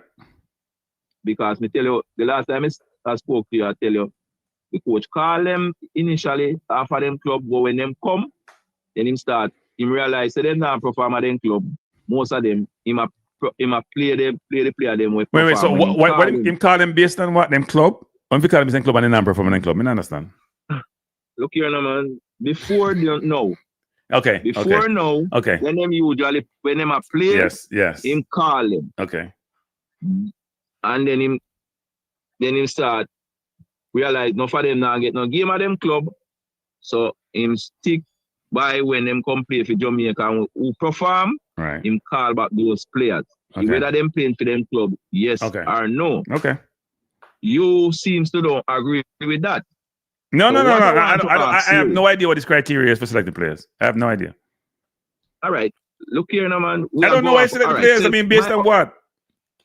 No, look here now. Then you don't see it. You don't see it to them and in talk today. When them ask him today, what him almost come out and tell you. Him almost said, when you come and him a pick who perform for the country and who in trust. The course simple. It's a simple course. You know. So look here, and base me here, you thought you don't agree with that. You want him pick them off. No. Don't say no. Don't say that. No. Why don't you ask me what I think? Why don't you ask me what I think? Well, telling me what I think, because I'm here. You know, I'm not up wall. I'm here. Ask me what I think. All right. All you want the coach to pick the team. I don't have any way to pick the team. What I'm saying is this: if you're picking a team, there are a number of factors you utilize to be informed about your decision making. Most countries who pick teams utilize club form as the primary criteria and basis for selecting players. Now, for Jamaica, it's very difficult to do that because more than half the team don't have no club form to look at to pick them, right? So what the coach seem to be doing, because him still struggling with some of the players, is look at, as you're sort of alluding to, which is how they play for Jamaica, and also how they played probably in the last window, or some get more latitude because they've been in the national team for a long time. That's in the basis. So, for example, players like Gray and players like Kadamarteri and players like Blake, right? And to a lesser extent, much less extent, players like King, they're getting some game time, right? But players like Lowe are not playing any football. Players like, somebody said Dixon get game time today, but he wasn't getting any game time. Cephas not getting much game time. They got 45 minutes the other day. You don't have any club form to pick them based on, so you can do it based on how they play for the national team. So that's one of these bases. People like Borrell getting game time, they're scoring goals. So he's a combination of factors, it seems, not just any one given factor to make his decision. But most coaches tell you, if you're not playing for your club, you can't play for my national team. Because I have no basis to judge. I have no basis to judge you. I asking you, Kranky. Yeah. If I'm picking a team, certain players would not be in the team. I listen to your talk, and you don't agree how the coach is picking the team. No, you can't say I don't agree. No. I'm saying there are certain players who I believe should not be in the national team. Period. Based on either form, history, pedigree, they're not producing for nobody. They're not producing nobody. Because they're not producing at the club. They're not producing nobody. They're producing national team for the club. All right. They're players in the national team or were they playing no football. If I give you an example, Latibodier would not be my team. He's not playing any. He hasn't played any football all year. I'm gonna pick the player that played no football. None. I love Lati. I watch Lati play. I think Lati's our best defender. I can't pick you if you haven't played no football all year. What's my basis? Because you've played well for us before. No, I can't pick you. Sorry. You've played no football all year. You've been injured most of the year. You wasn't on the bench for most of the year. You go look at Lati at Coventry. And for Jamaica, you ain't playing no football or you get in the national team. And I'll pick up side. You know where I was going with this but you're not. You are singling out some players because if you don't agree with the coach, you have called player when I perform at the club, when I get no game. Let me know tell you, it's to pick a 23-man squad. Name a 23-man squad. Without all of the ball of them to Jamaica, we're not playing at it. We wouldn't have a team. That minimum. We wouldn't have a team. I've been saying that. I'm the one who called it out first. I am the first person. Wait. I heard that people running with this narrative. I'm the first person I hear, watch about the program, who called it out. Like most players ain't get no game time. Pinot not get no game time. Lowe not get no game time. Holgate wasn't getting game time. Lambakisa not get much game time. We're not. Russ not get no game time. King, Cephas didn't get much game time. Dixon not get much game time. We can't keep going, So we wouldn't have a team. I was pointing out this thing for a long while, So these players, most of them not get no game time. I don't know. Crying about these players. When people were saying this team is top team in CONCACAF and all of these things, I say top team and bar and top bar. I say but the ball of them, most of the ball of them not get no game. So how can they be a top ball and get no game? Yeah, look. It depends. You could be a top ball at Real Madrid and not get no game, right? But they're not at Real Madrid. You could be a top ball at Real Madrid and not get no game, right? But they're not Real Madrid. They're not playing for Real Madrid. Look here, man. Yeah. And this thing I hear CC say, Ravel is a genius with the ball at him. Why people use these words so loosely? He's a genius. He's a genius with the ball. He's a genius with the ball. Genius. Yes, genius. Great. Yes. Great. Wait, no. You're conflating two things. You're conflating two things. The difference between a player who has certain almost innate skills, which you can see every time he plays, versus a player who's fit for purpose, meaning he has all the attributes to go play a full game. He's fit. He's physically fit. He's playing at a high level. It's not just memory when he's playing. It's based on a lot of different factors. But Ravel has skills like a Ronaldinho. You can't go put Ronaldinho play in the Premier League now, but Ronaldinho has skills which you can't replicate. It's a fact. Who have skill like Ronaldinho? I said Ronaldinho have skills you can't replicate, but you wouldn't put Ronaldinho play in La Liga or the Premier League right now, would you? Because physically he can't. Physically, but I was just saying he still have the skills. He just can't do it physically. No. So these genius... Ravel may not be playing at a high level, but Ravel still has those skills. Where Ravel used to display those genius things with the ball at his feet. In which all over. In the Premier League, he's done it. In the Premier League, he's done it. For West Ham, he's done it as a junior. He's done it as a senior. We can't go. No. Here they go. Go on YouTube. Type in Ravel Morrison's highlights. Just do that. No, do it right now. Anyway. No. We don't want you to know anywhere from you. Kala. You can't ask question and you just start run. Kranky, me not run. Yeah, run. Yes, yeah, run. I see enough of Ravel Morrison. Yeah. You see Theodore Whitmore? Yeah. You see Theodore Whitmore? Yeah. I rate Theodore Whitmore's skill highly.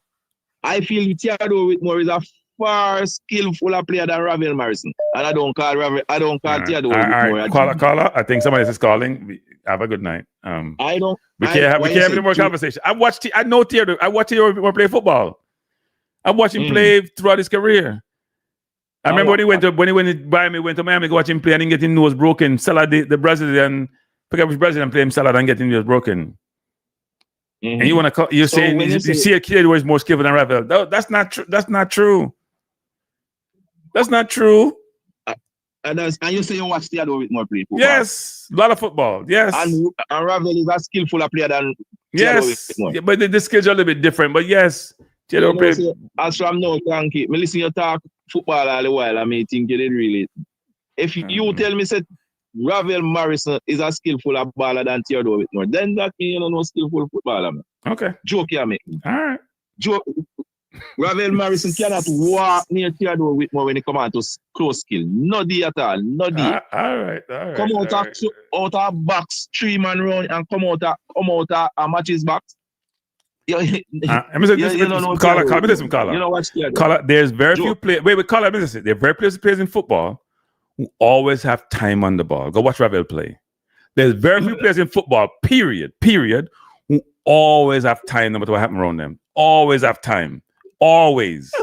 Go watch Ravel play football. Always have time. These things don't know.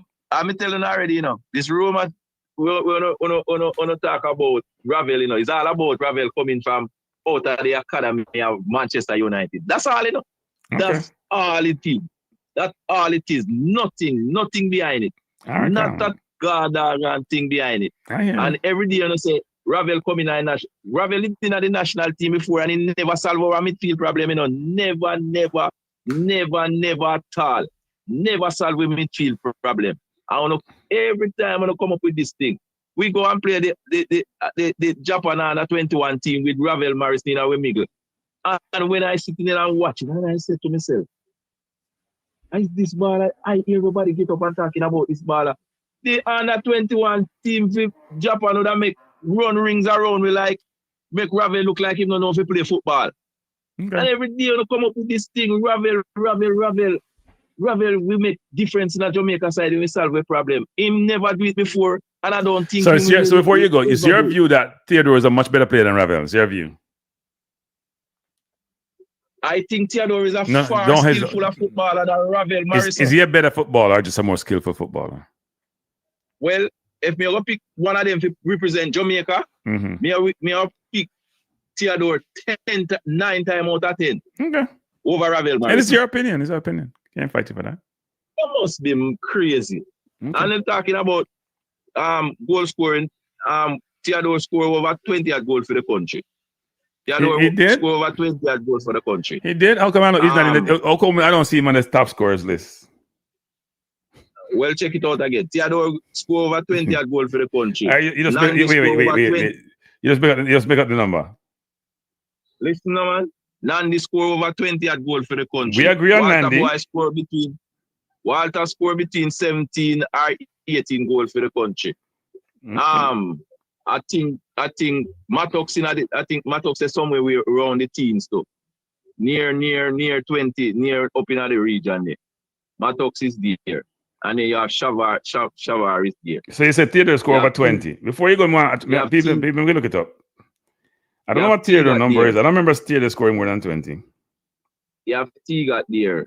Fuller was a disappointment when he come out to score goal for the country. He had, him have about 11 goal or in other region. Who? 10, 11. Ricardo Fuller have about Fuller didn't score 10 or 11 in other region. Yeah, man. But when he come on to Ravi and TJ, when him did in the squad, him a playing at Turkey now. You did impress with him when he was playing for the national team? He played okay. I wouldn't say it was excellent. He played okay. I watched him playing in the World Cup. He played okay. He played okay, yeah. He played okay. He had some good games. He had some okay game. You know, so like you did impress with him. So Theodore Whitmore had 16 goals in 94 games. That's what it says here. So he didn't score 20 goals. 16 goals? In 94 games, 16 goals, man? Yeah. Some of them something, I feel them already start. Some of them something they already start. It's possible for the older players who played before the 2000s. It's possible. One time when I found Theodore Whitmore, Theodore gone about 21 in a No, he never got 21. No, he never got 21. Some of them something they already start. Some of them. Yeah, make the number then. They got 21. Nah, man, I make up. Alright, but I have to leave you. I in the last callers, I have to leave you. Because I have got my bed. Yeah, I watched Theodore play the first game. Hey, people are 4 hours up on this thing, no people. Right. I watch them ball. But don't put Theodore in don't put Ravel Morris when he come out to skill at Theodore with more class. Now, you know watch Theodore. So you think Ravel is Theodore is much more skillful than Ravel? You know see what Theodore do with the big defender from Brazil. I know. I'm a broken nose. You never did you see what Ravel did with our Tottenham team? Oh, come on, man. You see when you watch Theodore play against Paraguay and them team, man. I see how Theodore I watched Theodore play against Brazil. I watched Theodore play against big team. Theodore was a good footballer. And if you believe, look, if we can all debate about who's better than who, right? We can all debate that. So if you think Theodore is better, I may think Ravel is better. Doesn't mean that you're wrong, I'm wrong. We just agree to disagree. But what may I say, man? Ravel passing best right now. And you know what? The JFF thinks so because they ain't calling him. No, but what I'm saying, you don't think so? And again, you don't think so? Maybe them have some problem with Ravel. You don't think maybe them have problem with Ravel? Everybody have problem with Ravel, so nothing's a surprise to me. Everybody have problem with Ravel, so nothing's a surprise. So they should tell the fans something though. They haven't told the fans anything. No, man, you don't have to tell the fans. You don't have to tell the fans. You know, really. Sometimes you know want to throw the player under the bus. You just make it right. So we don't call Ravel, but we call K. Ryan. Listen. We don't call Ravel. We don't call Daniel Johnson, who's playing in a high league in Turkey, and K. Roy is on the bench, but we don't call them. People can answer questions. Daniel Johnson in the squad, and but K. Roy is in the squad. So is K. Roy a better player than Daniel Johnson? Look here, man. When I say Daniel Johnson in the squad, him play a back pass, sideway pass, him can't tackle. I thought when Speedy and Daniel play in the middle.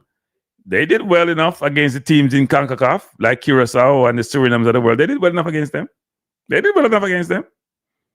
This midfield ain't showing that they 10 times better than them when they were in the middle pack. Did we look sometimes disorganized like we look against Curaçao? I mean, it's not Suriname and Curaçao beat you them time they know.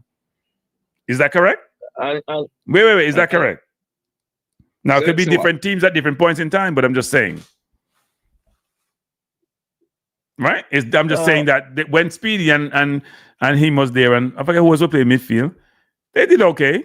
They weren't exceptional, but they did okay. They did well enough for the midfield to be okay. We weren't The midfield was always a struggle for Jamaica for years. That's why the Taba brought in back, what's his name? It was always a challenge, especially CDM role, because we didn't really have a CDM. No, we have a CDM, and we struggle. We have an 8 and a 10, so yeah. Daniel, me give Benny and the Ravel a little rating over. If them they call Ravel, I'm not more disappointed and say not to play, But if they not call him, it's not a thing when we go.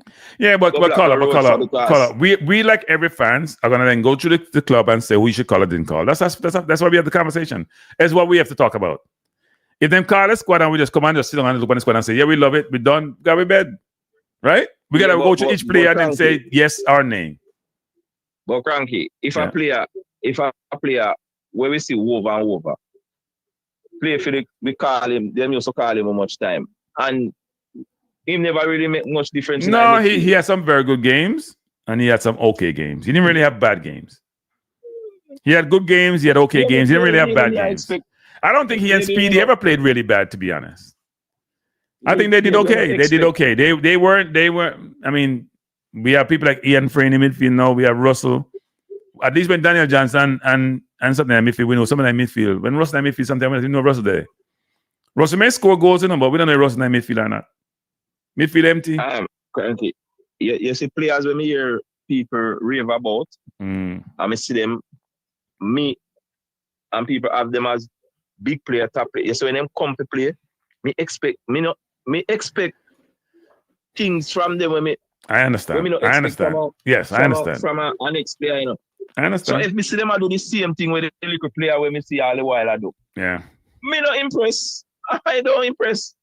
I will not impress. Just like I don't impress with Leon Bailey because I see him doing things.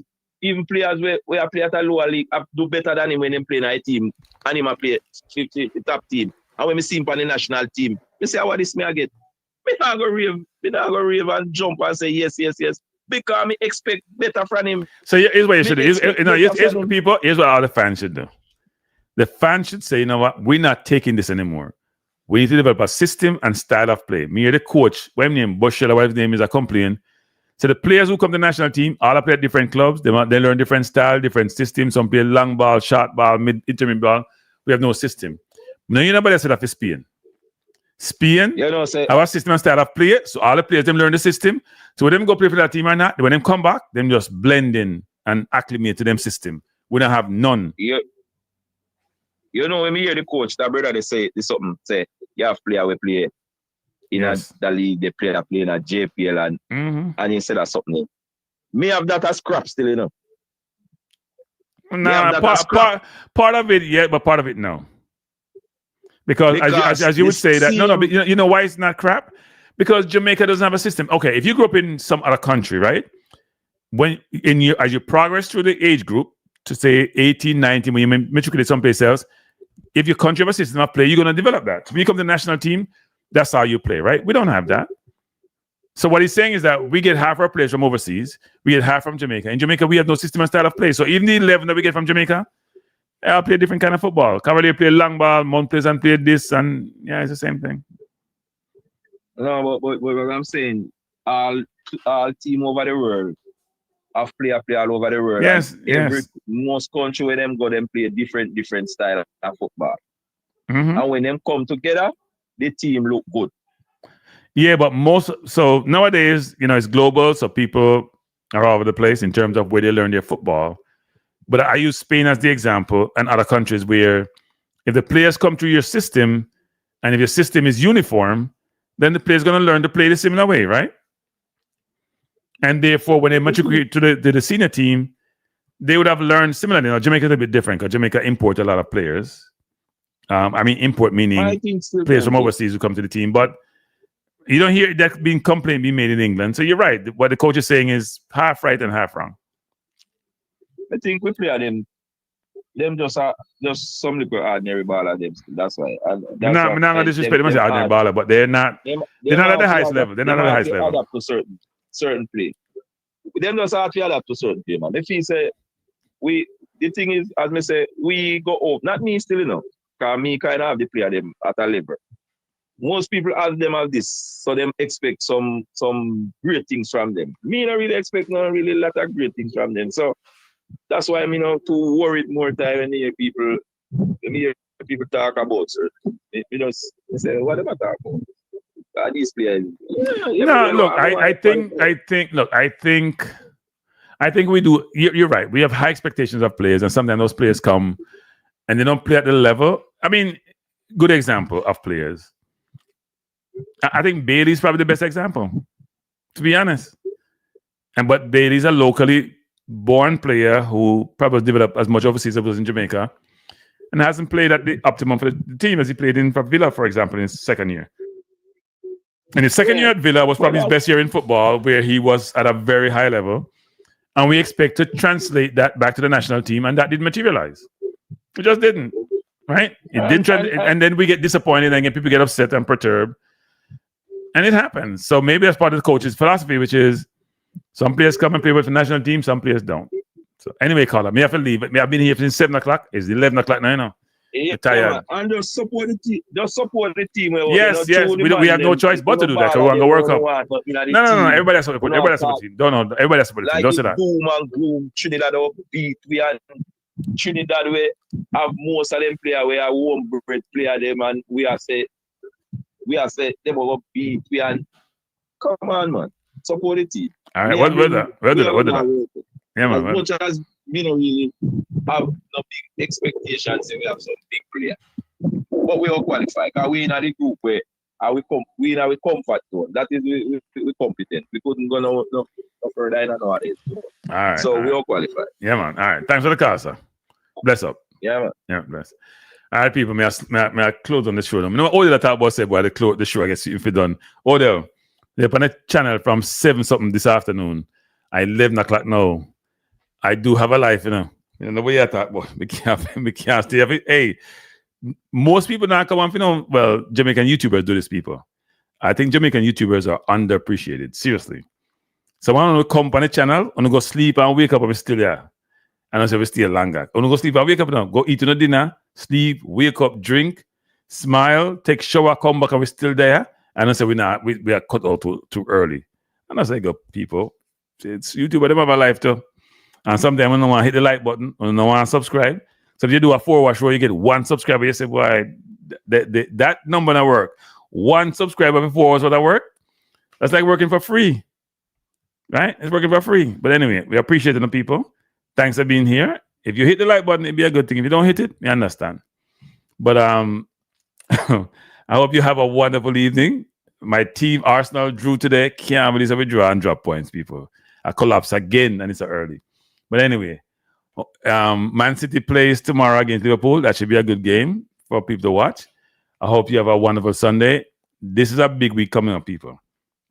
The most important thing, regardless of all this discussion about the team and the players, it doesn't matter. The squad is picked. We know who the players are. Let's support the players because we all want to see Jamaica play in the World Cup. Right? So whether or not we concerned about the 5 midfielders and the 4 forwards and all that, we can't change that. The objective from now on is to just support the team, hope the team plays well, hope we do well in Trinidad, and most importantly, because if we beat Curaçao at home, nothing else matters. All right? So I appreciate you being here. Have a wonderful rest of the weekend, and peace out. Bless up. Yes, Flash. Yes, he's starved. You're valued £100 million. Peace out, people. We're not choking, Madrid.